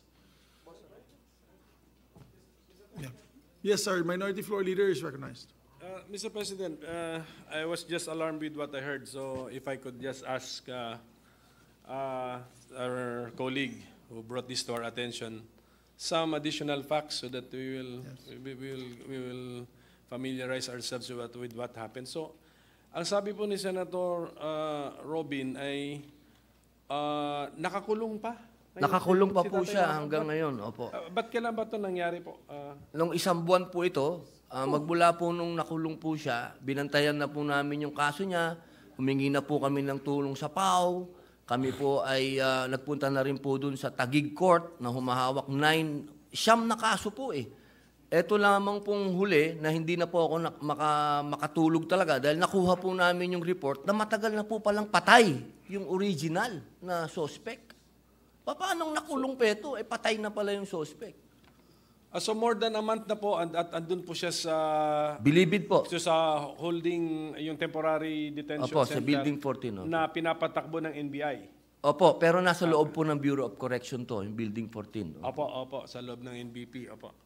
Tapos ang nangyari po rito, siya po ay palabas ng bansa and then Hinarang po ng immigration natin. May lumabas siguro na information sa kanilang computer, tapos Opo. sino po ang aktual na nag-aresto kay Tatay Muhammad po? NBI po. NBI po sa airport natin. Yung kanila pong parang Interpol. Opo, so meron tapos may ang ginagamit nilang dahilan is na May mga outstanding warrant of arrest Opo. na lampas sa isa ang bilang. Opo, siyam daw po. Okay, siyam na kaso.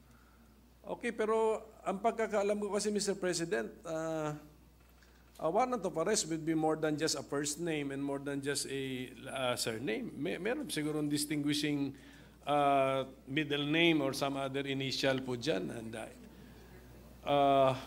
or an alias, sometimes ganon. So, I hope that our law enforcers took this into account when they were convincing themselves that they were arresting the correct person which is the subject of the warrant of arrest. Nangyayari sa ibang bansa yan, nakikita naman natin sa na may mistaken identity, pero hindi po tatagal ng 30 days na nakakulong. I mean, Opo, ito, napakatagal na po. Kaya po ako medyo na-alarma, kaya nga nung sinabi po ni kapatid na Robin na hanggang ngayon sabi mo, ano yung distinction, ano yung Naghihimas po ng Naghihimas rehas. pa ng rehas. Opo.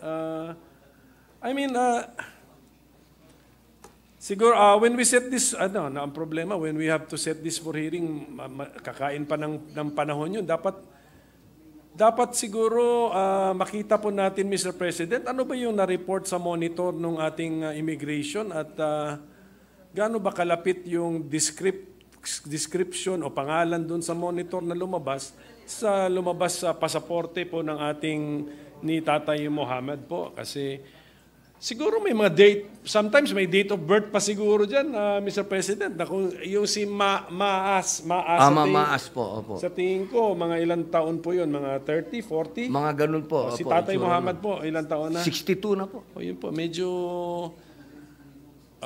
sometimes medyo you don't need scientific proof already to to convince yourself na we have a wrong wrong person, so anyway, Mr. President, tignan po natin kung anong magawa natin dito in the meantime, and then I think this will be referred to the proper committee at talagang ma-examine na natin ano nga naman yung how they share information, what information they share, and how lacking is the information that they share. Yes. Yun po yung importante malaman po natin. At in the meantime, siguro I'm sure nakatutok naman si kapatid na Robin dito sa kaso with all his lawyers po. Nakikita ko naman si Panyero doon sa likod Tulungan na lang po natin si Tatay Mohammed if it's really a clear case of mistaken identity, Mr. President. Yes. Thank you. Maraming salamat po. And I believe also we should modernize also, maybe during the discussions in the hearings, we should also modernize the Bureau of Immigrations and look at the procedures that they have done. We've already criticized them on the IACAT issue, and maybe we should already start going into a more modernized system like biometrics.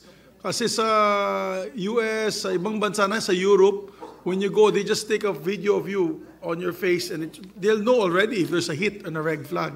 So it's no longer just the same name. Hindi na yung kapangalan. It is now a hit on the biometrics. When they see a facial recognition and there's a red flag, that is a more clear definition. Dito, klaro-klaro, hindi magkapareho yung muka. Kapangalan lang. So first we'll have Senator our Deputy Minority Leader, and then after which we'll have also Senator Tolentino. Salamat kaayo, Mr. President. Maikling manifestasyon lamang ng pagpapahayag ng appreciation sa good gentleman na naghain ng kanilang privilege speech. Sukran kay Senator Robin Hood Padilla dun sa pagbanggit nung maling paggamit nung dahilan o pagdadahilan ng mistaken identity sa kaso pong ito ni Tatay Muhammad. At sukran sa pagbanggit din sa kaso nung pagpatay dun sa isang kabataan sa Navotas, si Jemboy Baltasar. Siguro po talaga, Mr. President, good gentleman, matagal na po yung panahon na dapat tigilin na yung masyadong madaling paggamit ng dahilan o pagdadahilan ng mistaken identity. Lalo na kung kasama pa ng factor ng sinasabi nilang diskriminasyon, tulad dito sa kaso ni Tatay Muhammad, na nagbunga na nasak po tayong lahat. Isang buwan na pala po silang biktima ng di umanong mistaken identity sa loob ng bilangguan. At gayon din po sa kaso ni Jemboy Baltasar, dahil sa pagdadahilan ng mistaken identity, ay nagamitan pa ng excessive force, pinaulanan ng bala hanggang mamatay, nalunod at namatay.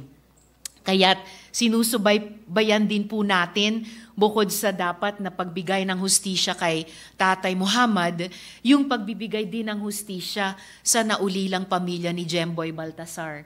Dahil sila po ay itinaas yung napakababang unang inihain na kaso na, ano nga yung kasong inihain lamang? Parang pagkakamali lang. Reckless imprudence lamang na itinaas nung kanyang pamilya sa murder. Ano po, opo. So, ito po sanang mga mapapait na karanasan ni Tatay Muhammad, ng pamilya ni Jemboy Baltasar, ngayon pati pamilya ni James Ompad, opo, ng pamilyang Ompad, subject din po, good gentleman, ng isa pang resolusyong inihain ko tungkol sa pagpatay nitong nakaraang mga buwan sa ating mga kabataan sa kamay pa ng Philippine National Police. Matagal na po sigurong panahon ang ating mga regulatory agencies tulad ng Bureau of Immigration at law enforcement agencies tulad ng Philippine National Police ay makapag-review at wasto sa mga polisiyang kanilang ipinatutupad at paraan na kanilang ipinatutupad para hindi po nagbubunga ng pang-aabuso sa mga karapatan na ating mga mamamayan gamit ang pagdadahilang mistaken identity. So yun lamang po, Mr. President. Salamat kaayo at muli, syukran sa good gentleman. Our distinguished colleague from Cavite is also raising his hand. Please proceed, Senator Tolentino. Once again, Mr. President, I associate myself with the privileged speech of our colleague here, Senator Padilla. And while we commiserate with the plight of Tatay Muhammad, I just found out, Mr. President, just for the record, this afternoon I had a budget briefing involving the Commission on Filipinos Overseas. And I found out, Mr. President, that the IACAT is not totally the handle of the Bureau of Immigration, but the Commission on Filipinos Overseas have a vital role to play.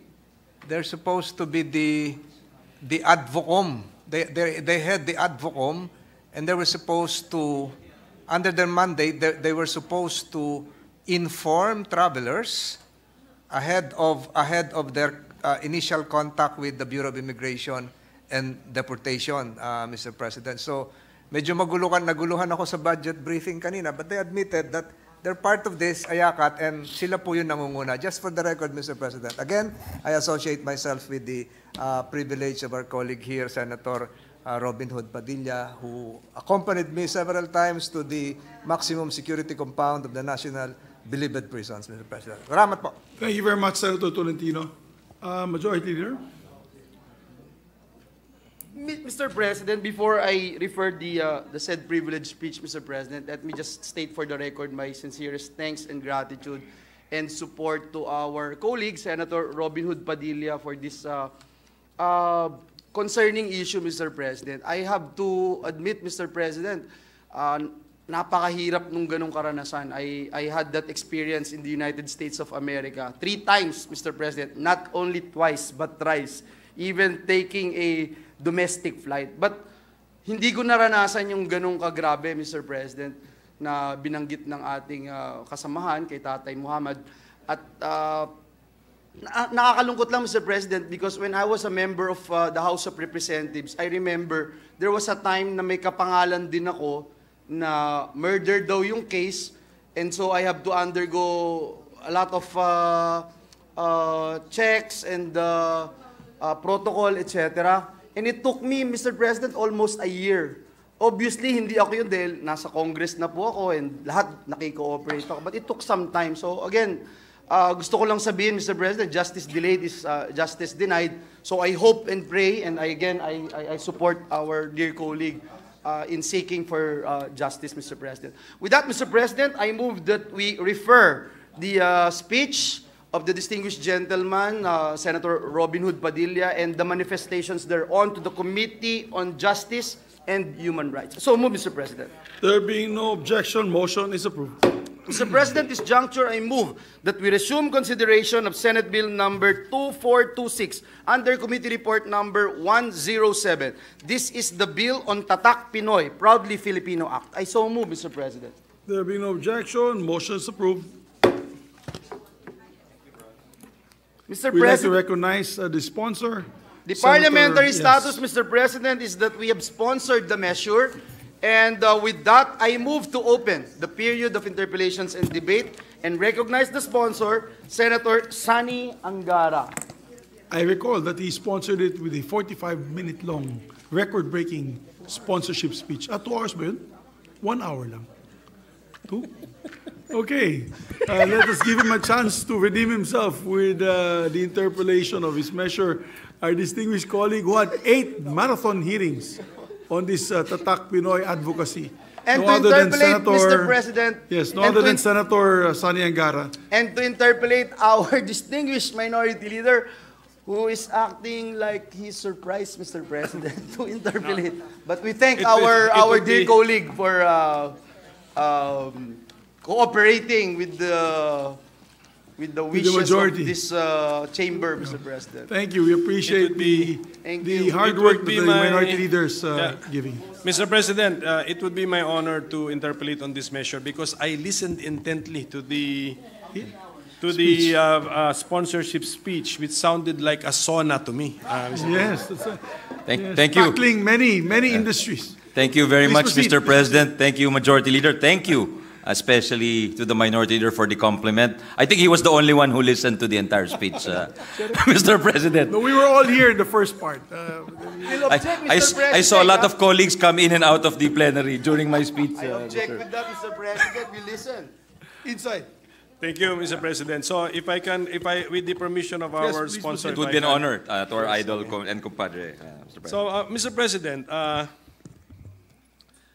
when I was listening intently to the sponsorship speech, I got the impression that this was not really a physical mark, although because the short name of the measure is Tatak Pinoy. So initially, I thought this was going to be a mark.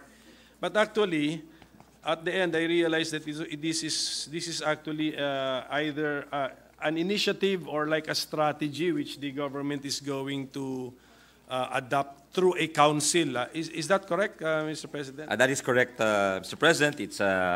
It's not. We don't have any intent yet to patent it or to give it a legal independent existence. Although, now that I think about it, it might be a good provision to insert, or maybe it's something to pursue later on. But yes, it is a strategy, and it's something to elicit national pride and to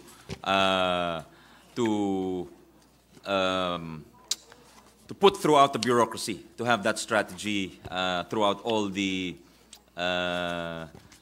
agencies, bureaus, whether here or abroad, in order to push more complex and sophisticated Philippine products and offerings with the end goal of raising incomes of our countrymen, because it's proven that the countries or economies with the greatest complexity in producing the most number of complex goods are those which also have very positive economic indicators like higher per capita GDP, less poverty, for instance, Mr. President, Your Honor. So there is that proven correlation borne out by the studies of some of the experts in the field of development economics and political economy, Mr. President. Yeah, yes, Mr. President. This term economic complexity is mentioned also in the bill, and the bill also requires the putting up of a Tatak Pinoy Council, if I'm not mistaken with the name, Mr. President. That's a Tatak. Yes, the Tatak Pinoy. So, how will the Tatak Pinoy Council, Mr. President, make good use of the concept of economic complexity, Mr. President? The council is there, among others, Mr. President, to ensure that we are firing on all fronts, so to speak, meaning all agencies, not just the DTI, which is currently, at present, I think the main agency in the government which is pursuing a Tatak Pinoy strategy in pushing for greater exports, in incentivizing, along with perhaps the investment promotion agencies, but also to download that strategy to agencies which don't seem to have it in their philosophy or paradigm, like maybe the Department of Agriculture, the DICT, maybe even the Department of National Defense, where really, when these are some Department of Education, some of the Department of Public Works, some of the agencies with the biggest budgets and perhaps able, in government procurement alone, able to impact upon Philippine industries and products if they prioritize the purchase of Philippine supplies and products in their procurement, Mr. President. So, thank you for that reply, Mr. President. So, let's assume that there is already, this bill becomes law and there's already an existing Tatak Pinoy Council. What would be an example of a concrete result of the establishment of the council, Mr. President? Well, one thing I can think of, for instance, Mr. President, is the semiconductor industry is one of the biggest exports of the Philippines, but so far, our offerings or exports have been maybe categorized in the lower value added. So I think you need certain public goods or infrastructure that the government can jointly provide that can be of use to, not to particular actors or corporations, but to industries as a whole, perhaps to the whole semiconductor industry, so that they can produce more complex offerings.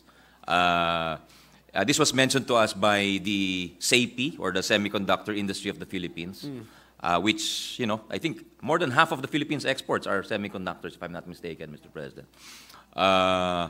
So that we can be something like what Taiwan became, producing very low-end products. And Taiwan is a younger state than us because, you're familiar with the history of Taiwan. They left China. But then yet in that small time, perhaps because of the imperative of having to survive separately from the mainland, they developed such very sophisticated and complex industries because they imbibed that spirit of complexity, Mr. President. And now they produce laptops and, whereas there was a time when they were known to produce very cheap and even non-original products, Mr. President. So something along those lines. I mean, we don't have to reinvent the wheel and say from 0 we'll go to 10. It's really looking at what we have. Perhaps if we are a 2 or a 3 in terms of semiconductors, then perhaps in the next few years we can be a 4 or a 5, Mr. President. Yeah, what specifically is the contribution of the council? Hindi lang yung mananawagan sila, di ba? Kasi madali lang yung panawagan na, let's produce more economically complex things. But what specific thing will they be like the creatives industry council we put up, where there is a creatives plan and then they will actually be given a budget to lend out, etc. But is this what we envision with the Tatak Pinoy That is Council one of because the goal of complexity is so thorough and far-reaching, Mr. President. There are so many possible interventions. And as you mentioned, access to credit is one of them, access to markets, which the DTI already does. But the DTI doesn't have the power, perhaps, to create or to fund major infrastructure, for instance. What is that? Ano yung sinabi ni Dan La Chica? A wafer fabrication is what they mentioned, the semiconductor industry mentioned. And what's the cost of that? Yeah, that's in the several millions, Mr. President. So they can recommend that the government fund that, and then kami dito when we receive that information, that recommendation, we can fund it. In fact, I'm already asking how much it is. So maybe in the next 2 years of our budget cycle, maybe we can find the funds to fund these kinds of interventions here and there and get that process going where we can move up to higher value, because the result is higher incomes, higher value added, which results in higher paying jobs, Mr. President. And without the Tatak Pinoy Council, Mr. President, DTI, as currently organized, specifically the Secretary, cannot make such a recommendation or a call, Mr. President? I think the DTI already functions very well, Mr. President, but according to them, kulang talaga sila ng tao. And if we restrict it to the current personnel or manpower component or structure, many of the agencies do not have the people who are trained to market Philippine products and to think along those lines. That's why that council is there, along with the Secretariat, to assist them, the agencies who will come on board and perform the same functions that the DTI is doing already, as well as our other investment promotion agencies, the BOI, the PEZA, and the other ecozones who are actively, maybe AFAB, I think is notable in terms of producing a lot of exports and attracting a lot of investments, both local and foreign, Mr. President. Given the concepts, Mr. President, that we are discussing, actually, sa tingin ko, infinite yung possible ideas na manggagaling sa Tatak Pinoy Council. Which reminds me actually of also of the Creatives Industry Development Council. So, are there no overlaps with the existing councils, think tanks, or bodies, Mr. President? There definitely is, Mr. President. There would be an overlap with the Innovation Council because Innovation Council. Some of the ways by which complexity is achieved is definitely through R&D and innovation. So kailangan lahat ng council na yan, yung MSME Council, may interlocking function din yan. So definitely they must discuss so that there is no replication, there is no, at hindi sila moving in separate directions, Your Honor. Because if they decide, if the Tatak Pinoy Council as well as the Innovation Council decides, hey, we'll pursue, let's say, for example, the semiconductors industry, then mas malakas yun kapag lahat ng ahensya na nandoon sa mga council na yun ay nagtutulak at lahat ng resources nila, nagde-devote sila ng resources to these agreed upon policy objectives. And you're right, I agree with you completely. Infinite po yung possibilities. But what is finite is our resources and our time, Mr. President. So definitely, with finite time and resources, we have to make difficult decisions, as many countries who have gone down this road before have done, in choosing, meaning in a sense, which have a good possibility of being winners in the world economy. Yun talaga. Kailangan may standard ho tayo. We cannot be arbitrary in our selection. That is what some of our resource persons have said. The economists, the political economists who appeared in our hearing said, hindi tayo pwedeng, politika ang pagiging pamantayan natin dito. Kailangan may ebidensya na yung produkto na yon magkakaroon na sustained demand over time, and there is a great possibility that we can sustain the production. Because in the past, there have been raves about some of our products, but there's always been a challenge in scaling up production, which is why we need all hands on board, so to speak, Mr. President. It's not just, if we want to scale up coffee production or cacao production, it just can't be the DA. It has to be the DILG, the local governments, the incentives board.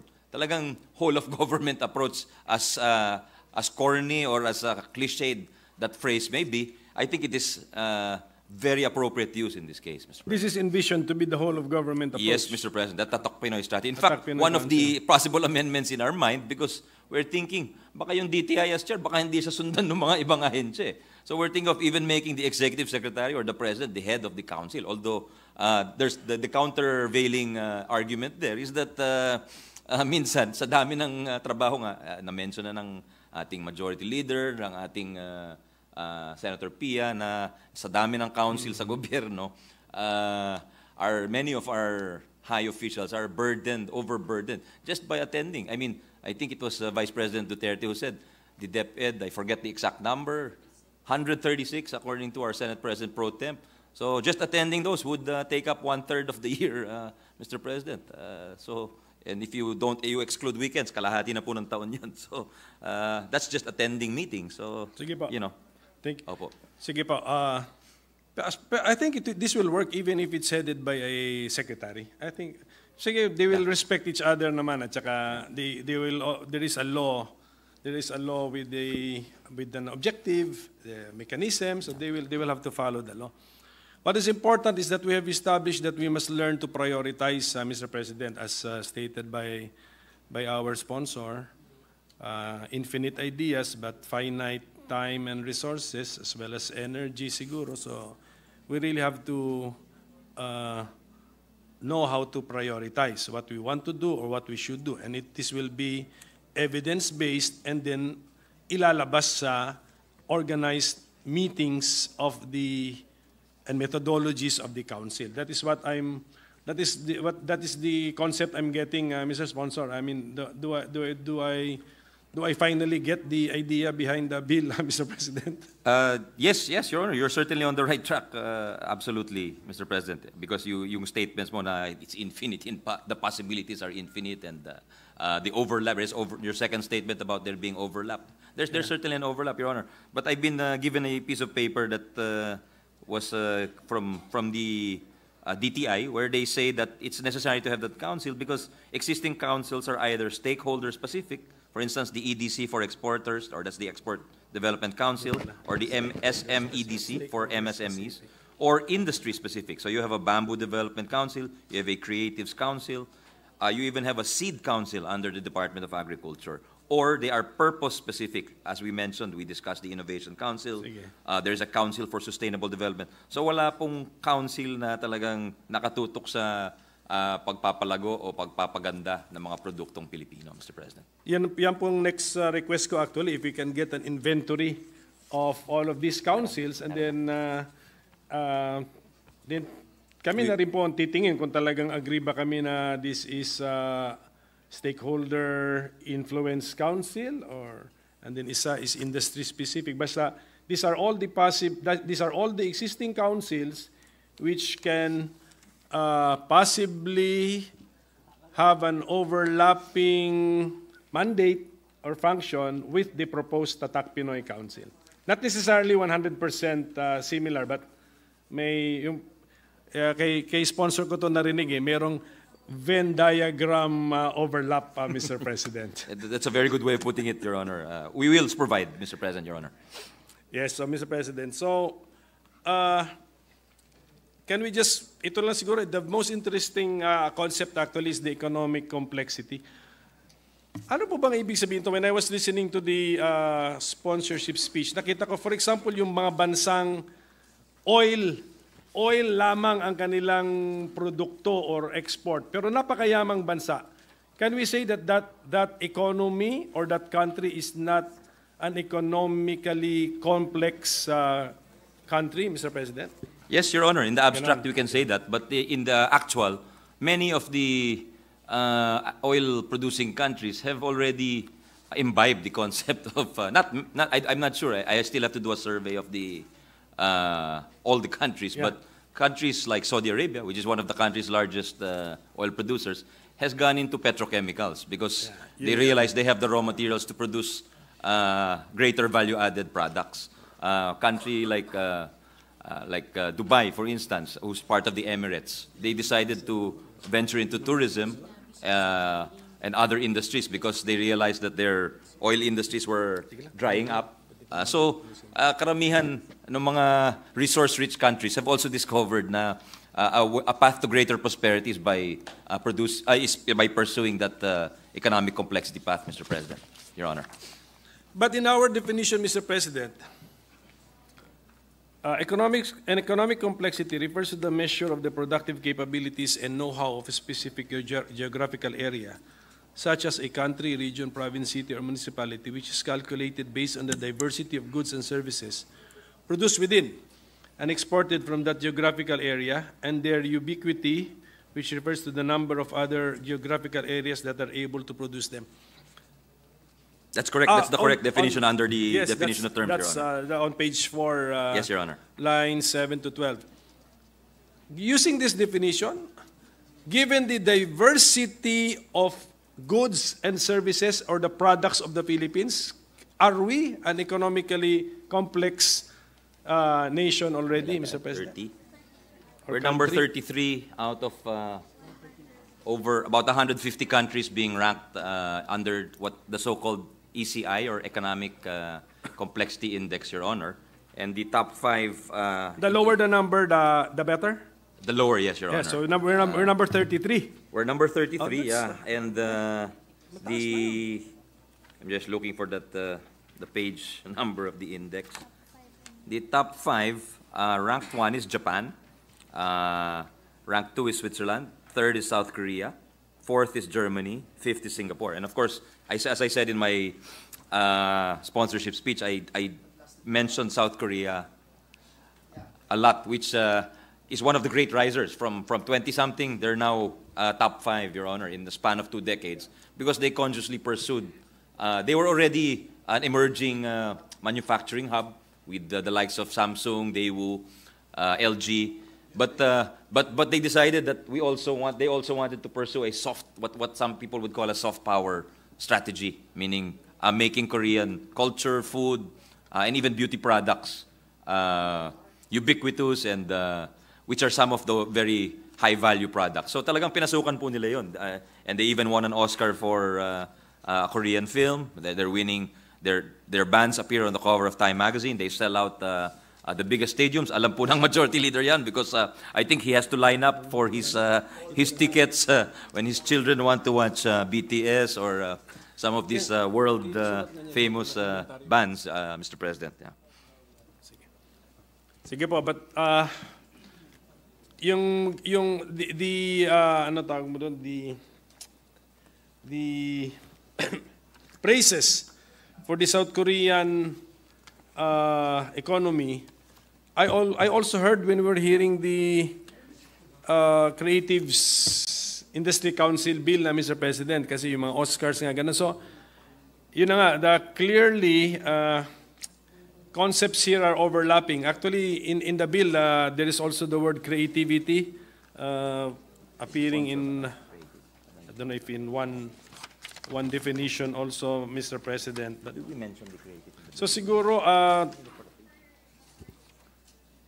pagdating kasi sa creativity, ano rin eh, it's also as infinite as Yes, Your Honor. what we want to do. You're absolutely correct. So, But in the bill, we specifically mentioned the bill used help shepherd the creatives industry law. Now we must defer to that council. I think I'm just looking for the page reference, Your Honor. Ibig sabihin, we don't need to reinvent the wheel when it comes to creatives, because that is our Bible, or how will they interact, Mr. President? Let's say the bill becomes law, there's a Tatak Pinoy Council, and we still have these creatives industry development council. How will they work pagdating together? sa creative industries, they must defer to the... We can put that in writing if you're not satisfied with the existing language, Mr. President. But they must defer because there is already a council there that has a head start in terms of,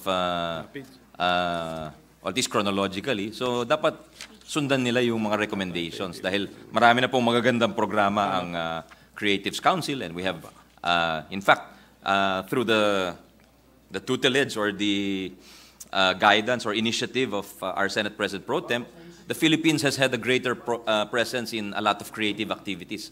Nabanggit po yung during yesterday's Department of Education, the National Book Development Board mentioned, the Philippines is the featured country in the Frankfurt book fair in 2025, Correct, Mr. President, so that we will have a higher profile in that part of Europe. And then yung participation po natin sa Venice Biennale, for instance, was helped initiated by Senator Legarda many years ago. So just an example, who's now our presiding officer. So, yeah. Please go ahead, ma'am. Yes. Yeah. You want to add to that, yeah. Thank you so much to the principal author and sponsor of the Tatak Pinoy, which we fully support. And thank you for mentioning two initiatives which we, as a Senate, as a body, had supported. And yes, the happy news is the Philippines will be the guest of honor in the 2025 Frankfurt Book Fair. It's called Frankfurter Buchmesse, and we're only the second ASEAN nation to be the featured country. If you visit the Frankfurt Book Fair, which occurs every year on the third week of October, you will see not just booths like an expo, but really the featured country has more than 2,300 square meters of a pavilion provided for by the Frankfurter Buchmesse. And not just that, we will have collateral events all over Germany. Maybe I'm revealing the plans too soon, possibly in Berlin and in Heidelberg, where Dr. Jose Rizal wrote A las Flores de Heidelberg by the Neckar River, and Rizal will be central to the Philippine participation. Probably I'm speaking too soon because this is still being thought of by our teams, but that's part of it. The Frankfurt Book Fair is what we call the Olympics of the publishing and the literary world. The intellectuals of Europe troop there, the publishers. This will really be a big boost to the Philippine publishing industry because they've been in the doldrums, we know that, because of social media, sinong bibili ng libro, among authors and writers and poets and the literary field. But I think they are enlivened, inspired by our participation.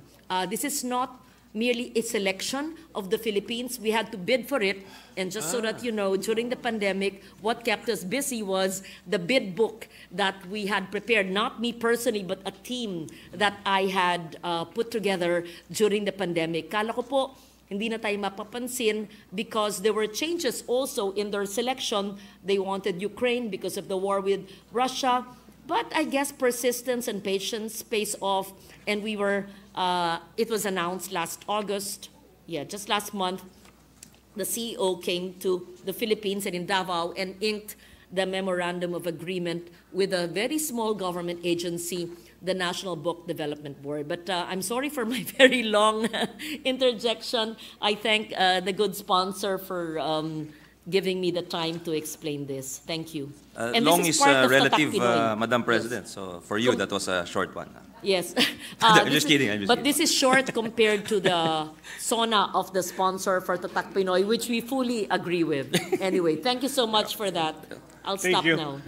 Thank you. Thank you very much to our So program. that's why we reiterate our request for the inventory of the council so that we can take a second look on how this Tatak-Pinoy Council will interact with the existing council. Certainly, and if we have to make, if necessary, mentioned in the law, Mr. President. Certainly, Your Honor, we will provide. So maybe, Mr. President, ito na lang po talagang concept of economic complexity para po talagang maintindihan natin. So, ang purpose po ba natin, magkakaroon tayo ng Tatak-Pinoy Council because consciously pag-uusapan ng council kung paano ang Pilipinas ay makakalikha o gawa ng mas so-called, ilagay ko sa quotation marks, complex goods and services na po ang ating mga produkto? Yes, Mr. President. It's also, will coordinate. So we're firing on all fronts, so to speak. And hindi lang isang ahensya, kundi multiple agencies. And it's really so that philosophy of constantly improving and adding value and becoming more sophisticated becomes fully imbibed within our government. And even the private sector, Mr. President. Kasi council, ang comment nung PCCI, for instance, is let's have more private people there because it must be private sector driven, which I agree to a certain extent. That's why there are 4 private sector representatives in the council, Mr. President. So, Mr. President, we are now actually encountering 2 terms, complexity and sophistication. Can these concepts be measured in such a way that the Tatak-Pinoy Council will say na, we have made some achievements because the complexity level, at the time we were formed, and then 2 years later, this is now the complexity level. Can this be scientifically or objectively measured, Mr. President? I think so, Mr. President, but perhaps I don't think there's a single measure or indicator, but it can be measured by the increase perhaps in your exports. It can be measured by the value of the product you're exporting. So those would be indicators which tend to show a greater amount of complexity, Mr. President. And of course, and your ranking within the index itself is a measure of your aggregate complexity. Okay, so that index, behind that index is a formula, Mr. President. So siguro if we will be able to study that formula and understand it, yun, that's it. Because yes, that's, Mr. President. That's how the world understands what complexity is. Pero ang simple application po nito, pwede po ba na, for example, na manawagan tayo sa mining industry na hindi lamang or ang ating in-export, na dapat may additional something tayong ginagawa, processing or whatever you call it, Mr. President. Is that a possible recommendation of the Tatak Pinoy Council? That's one possibility, Mr. President, given our substantial reserves of minerals. And it's something that Indonesia has proven during its the later years of President Yudhoyono and during the early term of President Widodo, where they really banned the export of minerals in the raw state, and they mandated the creation of processing plants in Indonesia. So there are many regions where, or at least 2 regions in Indonesia. Give me the mining figures, not the general figures. Indonesia, I think Sulawesi is one of them, where the incomes have gone up as a result, Mr. President. So hindi lang po yung may-ari nung planta, pero pati yung nagtatrabaho dun sa processing plant, yung mga minero, lahat sila ay benepisyaryo nung pagtaas nung binebentang produkto. So yan ay isang posibleng rekomendasyon or output ng Tatak Pinoy Council. Na ngayon pa lang ay napag-isipan na natin. I mean, agree po tayo na kailangan natin gawin yan. Ngayon, let us say, isa yan sa recommendation ng Tatak Pinoy Council. Paano po nila mai-implement yan o mapapasunod po yung industriya? That may require another, either a piece of policy or legislation, whether it's a law or a economic order, or executive order rather, Mr. President. I'm not too sure. Perhaps we'll have to look into it more deeply. If an EO will suffice, if an EO would be sufficient in terms of its compulsoriness, Your Honor. And I have to look at how Indonesia did it, if they passed a law or the president just issued an order. But certainly something that would be compulsory in nature rather than simply speaking to the industry, because of course where there are profits to be made, then there will always be takers, Mr. President. Of course, also moving towards processing will require investments in capital equipment also, and may not be as easy as for us, it's just talking about it, but the actual on the ground is constructing factories and finding skilled workers who are suitable for the tasks that are required, Mr. President. So thank you for that, Mr. President. And then how about when we say complex goods and services, are we also talking about the scientific content of the goods or the service, Mr. President? Certainly, Mr. President. Professor Hausman of Harvard, who is the pioneer here in the work on economic complexity, points out the importance of R&D and science and technology, because the most complex good, I think, is an airplane. And then we know how that industry is highly competitive and driven by scientific development, meaning who can go faster, who can put more people on a plane, who can fly more economically, who can, And some experiments in this regard are not always successful. The Concorde, for instance, is no longer flying.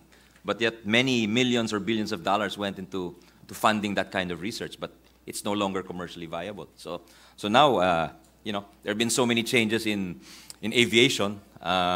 Many of the successful companies of old that maybe we used to fly as young people. Panam no longer exist, and some have been merged, you know, and now it's dominated by the Middle Eastern companies and maybe those which are receiving help from the government, like Emirates, Singapore Airlines, etc. But the amount of I digress, Mr. President. Back to your original point.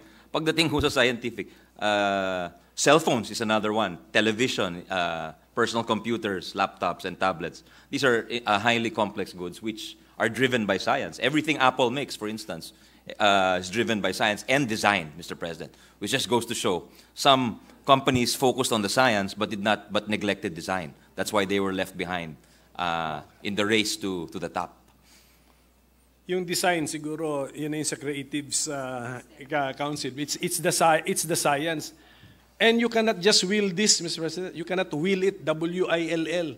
Now we want to produce a cell phone or an airplane tomorrow or by next year. Hindi kakayanin. Absolutely, Mr. President.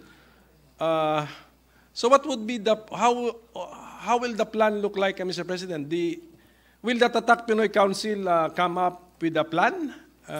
Just like the Creatives Industry Council, there's a plan or a roadmap, and then what will it look like, Mr. President? Ano yan, a 20-year plan, 10-year plan? There must be a short-term and a medium-term plan. The short-term covers the 1 to 3 years, and then the medium covers the 6 to 9 years, Mr. President, and long-term is beyond the 9 years. So that's what we call the TPS or the Tatak Pinoy strategy. That is the work product of the Council, Mr. President. Okay, so Mr. President, so I think I have been enlightened on what this bill is about, Mr. President, and just as the sponsorship speech already convinced me, I am more convinced now, Mr. President, of the need for this particular measure, Mr. President.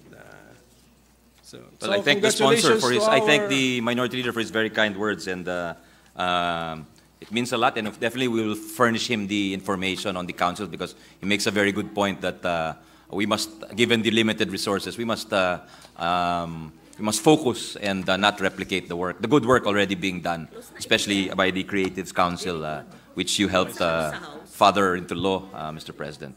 Thank you, distinguished minority leader. Thank you, Mr. President. Thank you to our sponsor.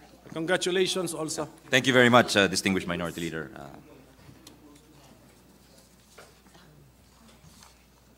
Very good. Thank you.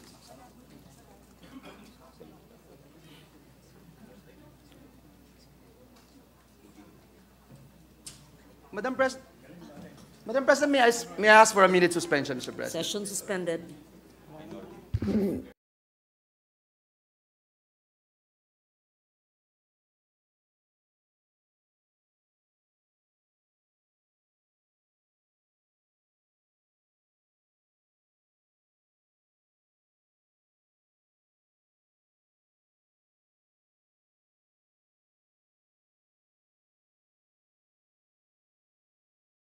Madam President, there being no other member who wishes to interpolate, I move to close the period of interpellations and debate. So move, Madam President.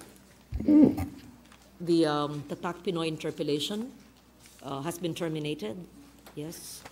And it has already hurdled the period of interpellation. And no more. debates. Yeah. Yes, Madam President. So move, Madam President.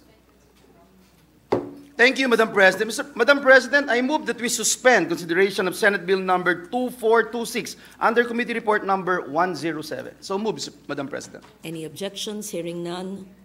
So moved. Madam President, Mr. Majority Leader, and distinguished Minority Leader and Deputy Minority Leader, I just want to convey my immense thanks and the thanks of our team because your support means so much, and placing it on the agenda, I know there are so many important bills to tackle, and thank you for the support, Your Honors. It deserves our support.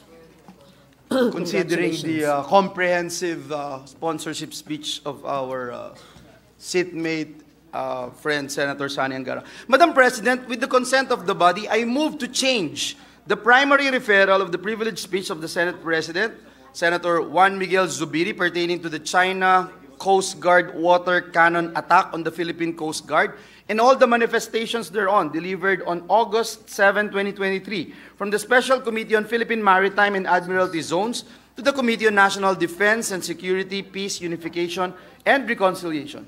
I so move, Madam President. Any objection? Hearing none, the motion is approved. So transferred. Madam President, at this juncture, I move that we adjourn the session until 3 o'clock in the afternoon of Wednesday, September 6, 2023. I so move, Madam President. Any objection? There being none, session is adjourned until 3 p.m. tomorrow, Wednesday, September 6.